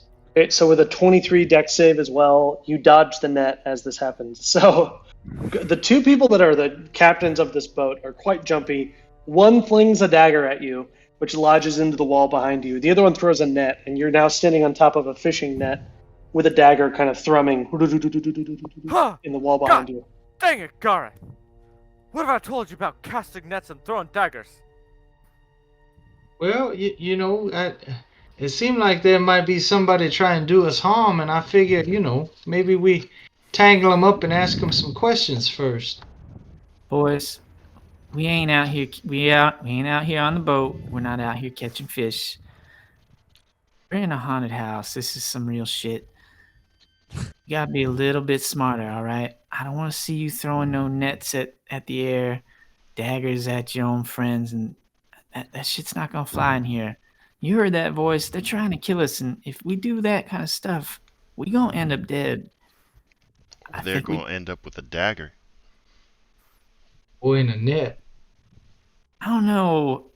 In I my believe bow. that the Southern Belle has said it more clearly and articulately than any of us could.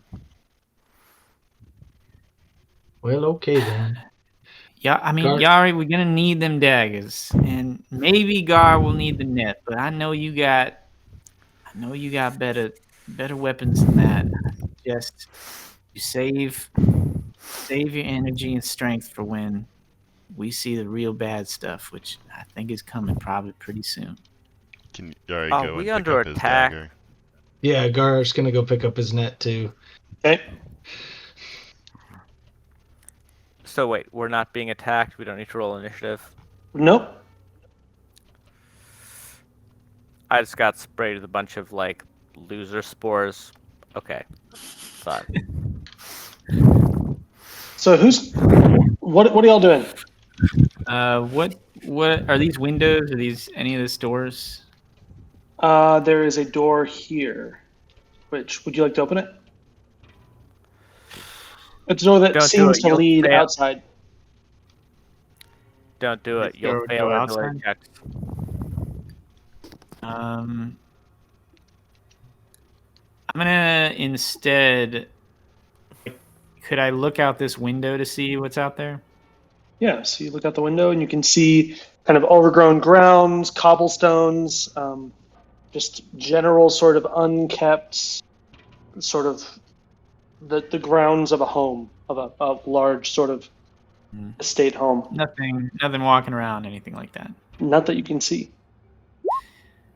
All right. I don't think we need to go outside yet. Y'all want to go back to the other footsteps? Well, we got a door here, and I feel silly about the whole net thing. Maybe I'll just try this door. Okay. So I think Gar's not even gonna listen. He's just gonna open. He's gonna open it slowly, but he's gonna open this door. So you open the door and it kind of leads out into the yard. Oh well. Huh. Okay. Do you find the milkshakes out there? Do you find the milkshakes? I don't see any milkshakes out here, friend. It just looks like more dark and cobblestone and overgrown weeds. Doesn't look like any treasure right here. So I guess Gar's gonna come back in. Gronwy's gonna head down the hallway. He's gonna head back towards the main entrance. Okay, great. Yeah, Sybil follows.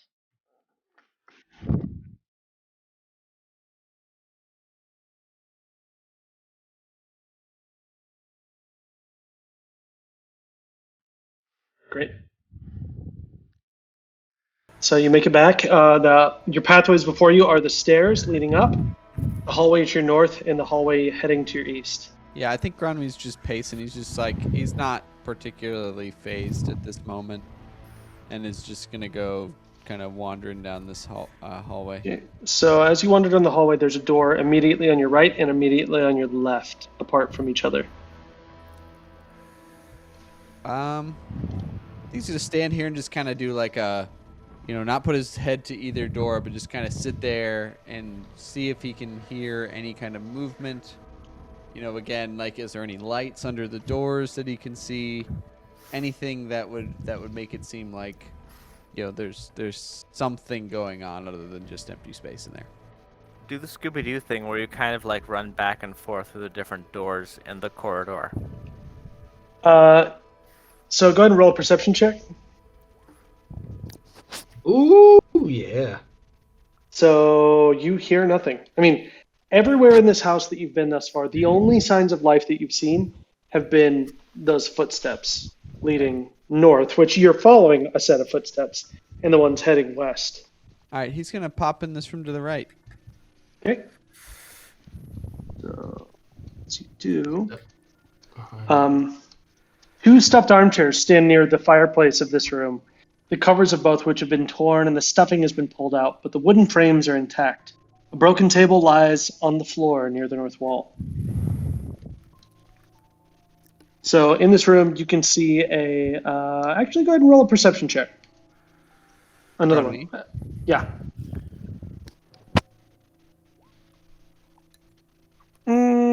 Okay, so you notice that there is a stone at a place on the chimney above the fireplace. It's like everything else has this like almost mold-like patina on it, and one of them looks like it is fresh almost. Freshest There's mold a patina.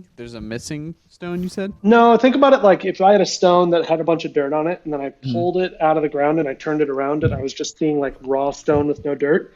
It looks like that. It's like everything else is covered in mold and like lichen, and one of them just looks like it's just stone. Yeah, I mean, I think he's gonna go up to it. He's gonna like, is this, how high up is this? Something that like a 4 foot tall creature could reach? You could probably hop up onto the mantle and hang on and pull at it if you'd like. Okay, so yeah, he kind of jumps up onto them and just kind of boing, just hops up on the mantle. It kind of looks at it, is rubbing his webbed hands on it, and I think he's gonna pull it out. See if anything As you approach, you notice that there are a collection of mouse bones spilling out from the hearth. Mouse bones. Yes. The mouse bones. I mean, this is one thing about the swamp is we have the oozes. The oozes are very nasty, but they clean up the bones. Yes, we have there's a recycling process, and it is why the swamp is so beautiful. It takes care of itself and is cyclical. This is disgusting. This place needs the news. So as it approaches you, Inspiration, Jordan. as you approach, you look at the mouse bones. Then, as you look up, it's almost like the shadows start to move, start to draw farther down, and you start to hear. Is someone about to get swallowed by a cloaker? Someone's about to get And- swallowed by a cloaker. The skittering begins as this huge swarm of spiders begins to spill out of all the nooks and crannies from this stairwell, and I need for everybody to roll initiative. Great news, it's not a cloaker, it's just a swarm of spiders. All right, let's see what I got. Sybil, Gar, Granui, Yari, Jobadiah. Is that everybody? Think so. Yep. Sybil, you're up. Okay, is this it in the bottom left of the room? Yeah, so it's this weird sort of amalgam of spiders all crawling over top of each other. If you've ever seen like wasps or like bees when they swarm something and it's just like a huge clump, it almost looks like that. Mhm. If I were to cast something, the fact that Job is in front of me, like, is there friendly fire here? There potentially could depends. be. That depends on the spell. Like if I'm choosing, like, a spell where I would choose a specific creature within range, The swarm is one creature. right? But It would go around him. it'd go around you. Okay, that's what I want. Yeah, I'm going to try to cast Acid Splash on the swarm. Okay. So you have to make a Dex save.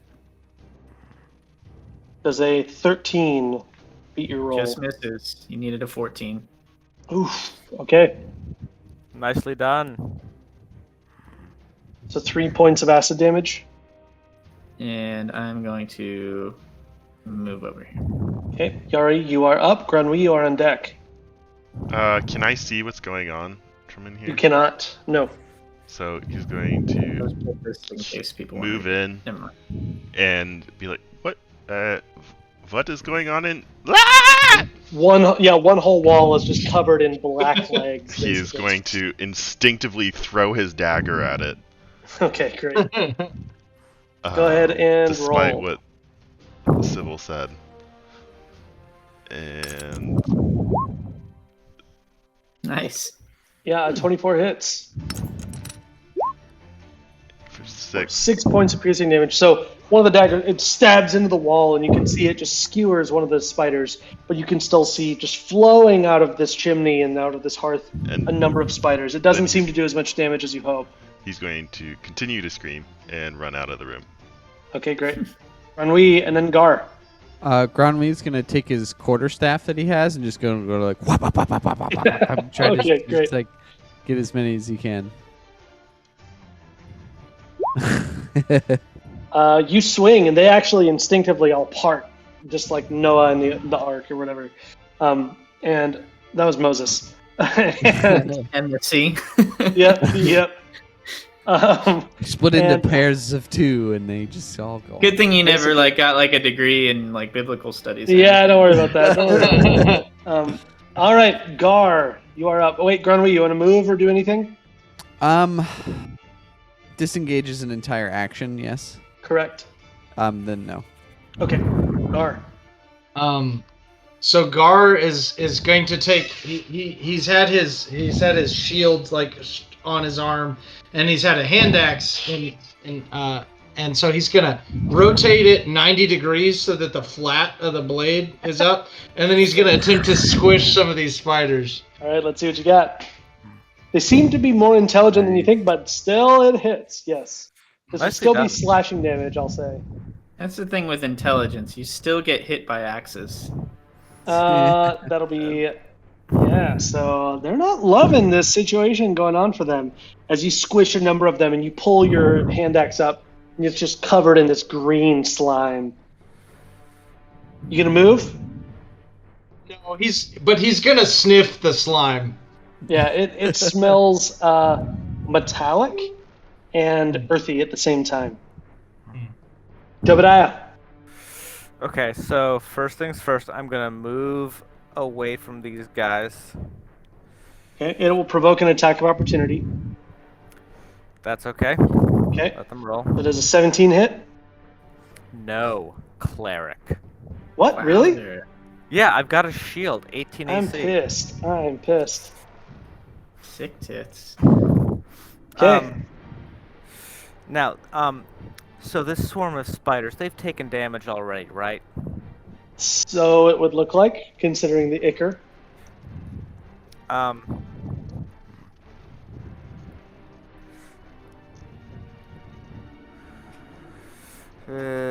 Come on. Ah, fudge sickles. Wisdom save? Yeah. What are you doing?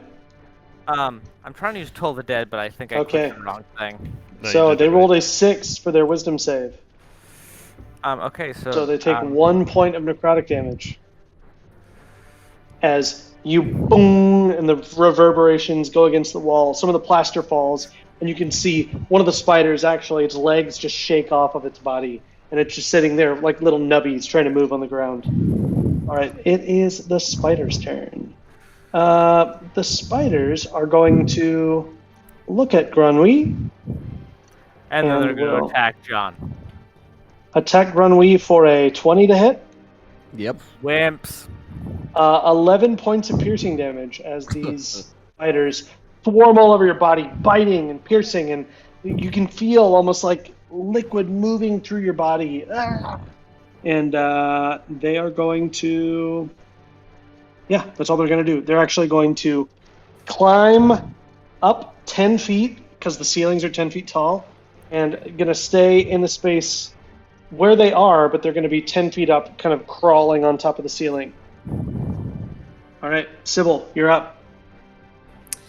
Yeah, I'm gonna cast Firebolt at the spiders. 11 will not hit. They skitter out of the way, moving around, watching the scorched, burned mark on the ceiling as the plaster starts to char and drop to the floor. Gonna move? I'm cool where I'm at. All right, Yari, you're up. Granui, you're on deck. Guy! He doesn't want to go back. But he will, like, poke his head in. Are they up? They're up on the ceiling? Yeah, so you kind of stick your head in real quick just past Jobadiah. As you look up, you can see this big swirling swarm of spiders crawling along the ceiling. Every so often, based on the fire from the firebolt, you can see these glints in their beady little red eyes. He is going to cast Bane on them. All right, So, charisma save. -2. So they are baned. Let's see. and yeah, that'll be.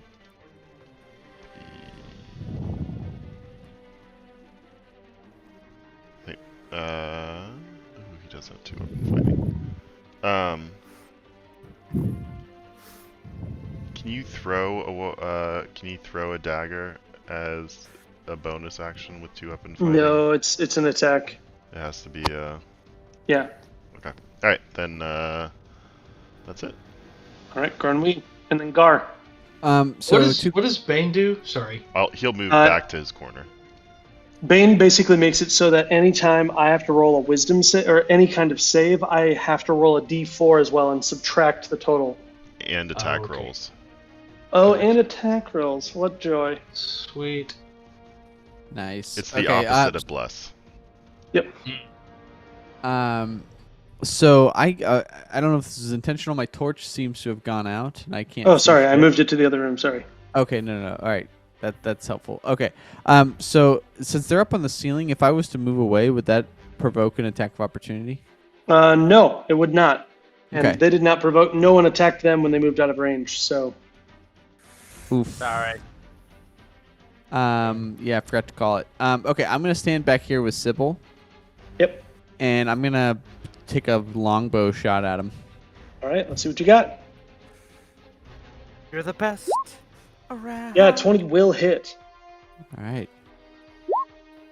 So we'll say you actually spring into the air as this happens, and you shoot it almost horizontal, parallel with the top of the ceiling, and you get like 6 or 8 of them, and you just skewer them like it's a shish kebab.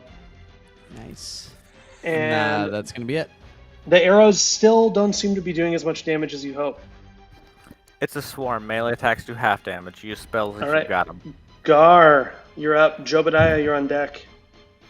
So Gar is so Gar's like 6, almost 7 feet tall.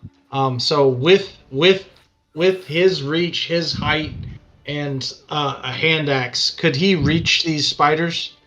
I would say you could do that, but you would not have your movement. Because I would say you would have to jump to be able to hit them. I do Yeah, recall in 4E that your reach is basically 1/3 of your height.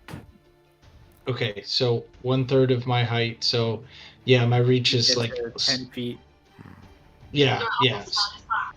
So yeah, I think Gar's gonna do that. I think he's gonna jump and swat at these things again with the flat of his hand axe. Okay. Yeah, that will hit. 9 points of slashing damage. Brutal. Okay, so again, it doesn't seem to be doing as much damage as you would hoped, but it still is definitely squishing bugs. So, anything else you want to do? I guess I've already used my movement, and like, how do they look? Like, are there half of the bugs left? Are there? Yeah, I mean, the swarm has definitely gotten smaller. It's less than half, I would say. Less than half. Okay. Yeah. All right, Jobadiah. Does anybody need healing? This is the time to say something. Gronwy needs I'm healing. hurting Yeah, guard. Grinwy took a pretty big hit. 11 points Okay. for first level. Surprised you stand. So just Paul, just tell me as candles as you can. How many hit points do you have, and how many hit points do you need? Metagame. I was lucky enough to have had a nice extra meal before we came in here, but I took a pretty bad wallop. So Okay. Gronwy's not looking his ship shape. Yeah. Okay. Let me see. Am I adjacent to you right now? Yes. Good. So I can use a touch spell on you. Yeah, Yep. this is you right here. Yep. Okay, so Jobadiah is going to turn around and he's going to use one of his spell slots and he's going to give you a Cure Wounds. Hope we roll well. Nice. 8. Nice. You get. So, just because I'm enjoying this little abyssal bond we have, John turns around. He grabs you by your bloated, inflated throat. He says something in abyssal. He gives your throat like a little shake, and you feel like sheer chaos shudders through your body. And whatever wound you have just got cancer and got better. Great. He says back in abyssal, thank you. Thank you, Job. It just sounds like a series of croaks. I have no idea what just happened, but you're welcome. All right, are you moving? Maybe I should, but nah. Okay. So, let's see. So, the swarm crawls directly over top of you and is going to drop down on top of you. As a swarm, they Does that trigger opportunity? Nope, because they are on the they ceiling? were 10 feet up. Yep. Okay. So it will swarm over top of you, and then it will drop down and does a 17 hit again, and it does Minus not. 4, right? Well, it's not gonna hit. Yeah. It's not gonna hit him anyways. My AC is 18. I've got a shield and I'm a cleric. So 16 will not hit. The spiders drop down on top of you, seemingly to no effect, and will then step to the side. And it is Sybil's turn. I see. It's right here. And is it? I mean, there's no penalty for casting firebolt at something right next to me, or there is? Correct. There is not. Okay. Well, yeah, I'm gonna try to set this swarm on fire. All right. Isn't it a ranged attack? It is, and it Let's provokes attack of consider- opportunity. No, it doesn't provoke, but it's considered a ranged attack because it has to hit. So Okay. it's a disadvantage. So then I would not have Oh, so it done is at that. disadvantage. Sorry. I was thinking just Um, martial weapons, not spells. How do you want to rule this? You can retcon it. Reep. I would not have cast that because Yep. I wouldn't want disadvantage. So what am I gonna do here? If you move away, you I can guess use ranged I guess attack. I'm gonna do shock and grasp. I'm gonna touch these Yeah, things great, and, great. and just try to shock the shit out of them. Just slapping your hand down with electric energy. That will hit, yes. 5 points of lightning damage. Whew. It's not looking good. There are very few spiders left, but they are still angry and menacing you. I am going to try to get out of the way though. Okay, then they are I'm gonna going come to back use to their where they reaction were. to try and bite you. Does a 16 hit? Don't they have? Oh, because they rolled 2 16s. I have to roll the. Yeah, hold on, it does. hold on. Does a 13 hit? 13 doesn't, but it does look like you rolled 2 16s in a row. It doesn't No, matter. I rolled a 13 and then I rolled Bane, so I rolled a 13 total. Yeah, then you don't hit me. Yep. So they bite at you, and you can see one of them like almost like sees, and it like twitches and falls to the ground, and then slowly gets back up. And Yari, you're up. Yari will scoot down so he can see the spiders, and he will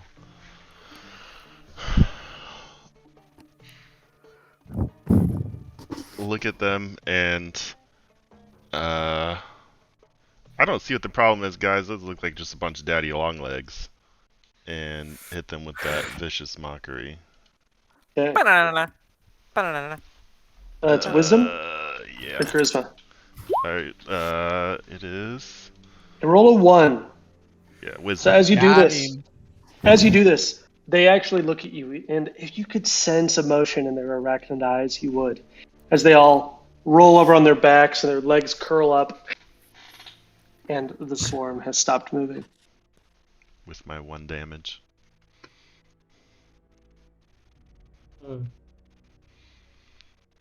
They surrender, or did they die? They died. I prefer if they surrendered. Is it like Blues, give us sorry. quarter! What are your spidery terms? We can give you So- many spidery silks. Yeah, Grunwy, you still see that stone that you went and fiddled with. You've not actually removed it, so. Yeah, definitely want to go hit that up. Think go remove it. Or spiders. Yeah. Grunwy goes and you pull the stone out, and immediately a lance goes through your chest. No. Hey, you see a small wooden box on the inside. I'm gonna take it out and look in it. It's got paint in it. When you open it, you find 30 copper pieces and 2 small pouches of alchemical powders, each worth 5 gold. Can I like inspect it? Do I recognize anything about these powders? Would I recognize that? No, I mean, it almost looks like spell components. You don't recognize them in the way that much more of what you do is like natural. So you would recognize like specific plants that you could dry and then grind into a powder, but these are vibrant. One is almost cerulean. One is like a mustard yellow color. Sybil, is it? You use magics and I guess Job as well. What do you make of this? Can I don't know. Would that be Roll Arcana? Yeah, it'd be an Arcana check to be able to see what it is. You recognize it as components to forms of magic, the same way that many spells require some sort of a somatic component or a material component. They're potentially it's used in spells. You don't quite know which, but it seems to be of that quality. Do I have any sense of if this is like as old as all of the dilapidated stuff in the house, or if it seems like more recently left here? No, you can't really tell the age of it. It was behind a stone that didn't look like the rest of the house. And so you can, surmise potentially from that, but the components themselves, there aren't any like telltale signs that they're fresh or not fresh or anything like that. Well, Granwy, it looks like someone probably knows how to cast magic that's been through here. I don't like that.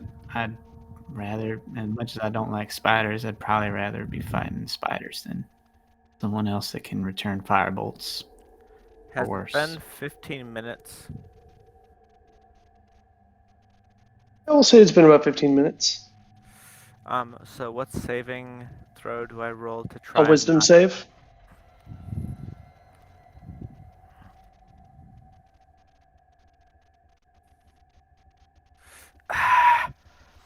That was a 19 for a second. Uh-huh. Yeah, you still are convinced. You feel deeply that you are walking into your death. Hey, Um, y'all. I don't mean to cast a damper on anything, but we're gonna die in this house. Granwy pockets. He just takes the alchemical things and he just kind of puts them in his cloak, and then he says, "There's a bit of copper here, and I think we should split this." And he just splits it between the group. Oh. So 30 copper split. What, 5 ways? Y'all can keep that. I ain't here for the copper. I heard something about 150 gold. So if you want the Okay. pennies, that's all you. All right, Well, so every little bit helps with the boat, and so Gar's gonna take Sybil's share.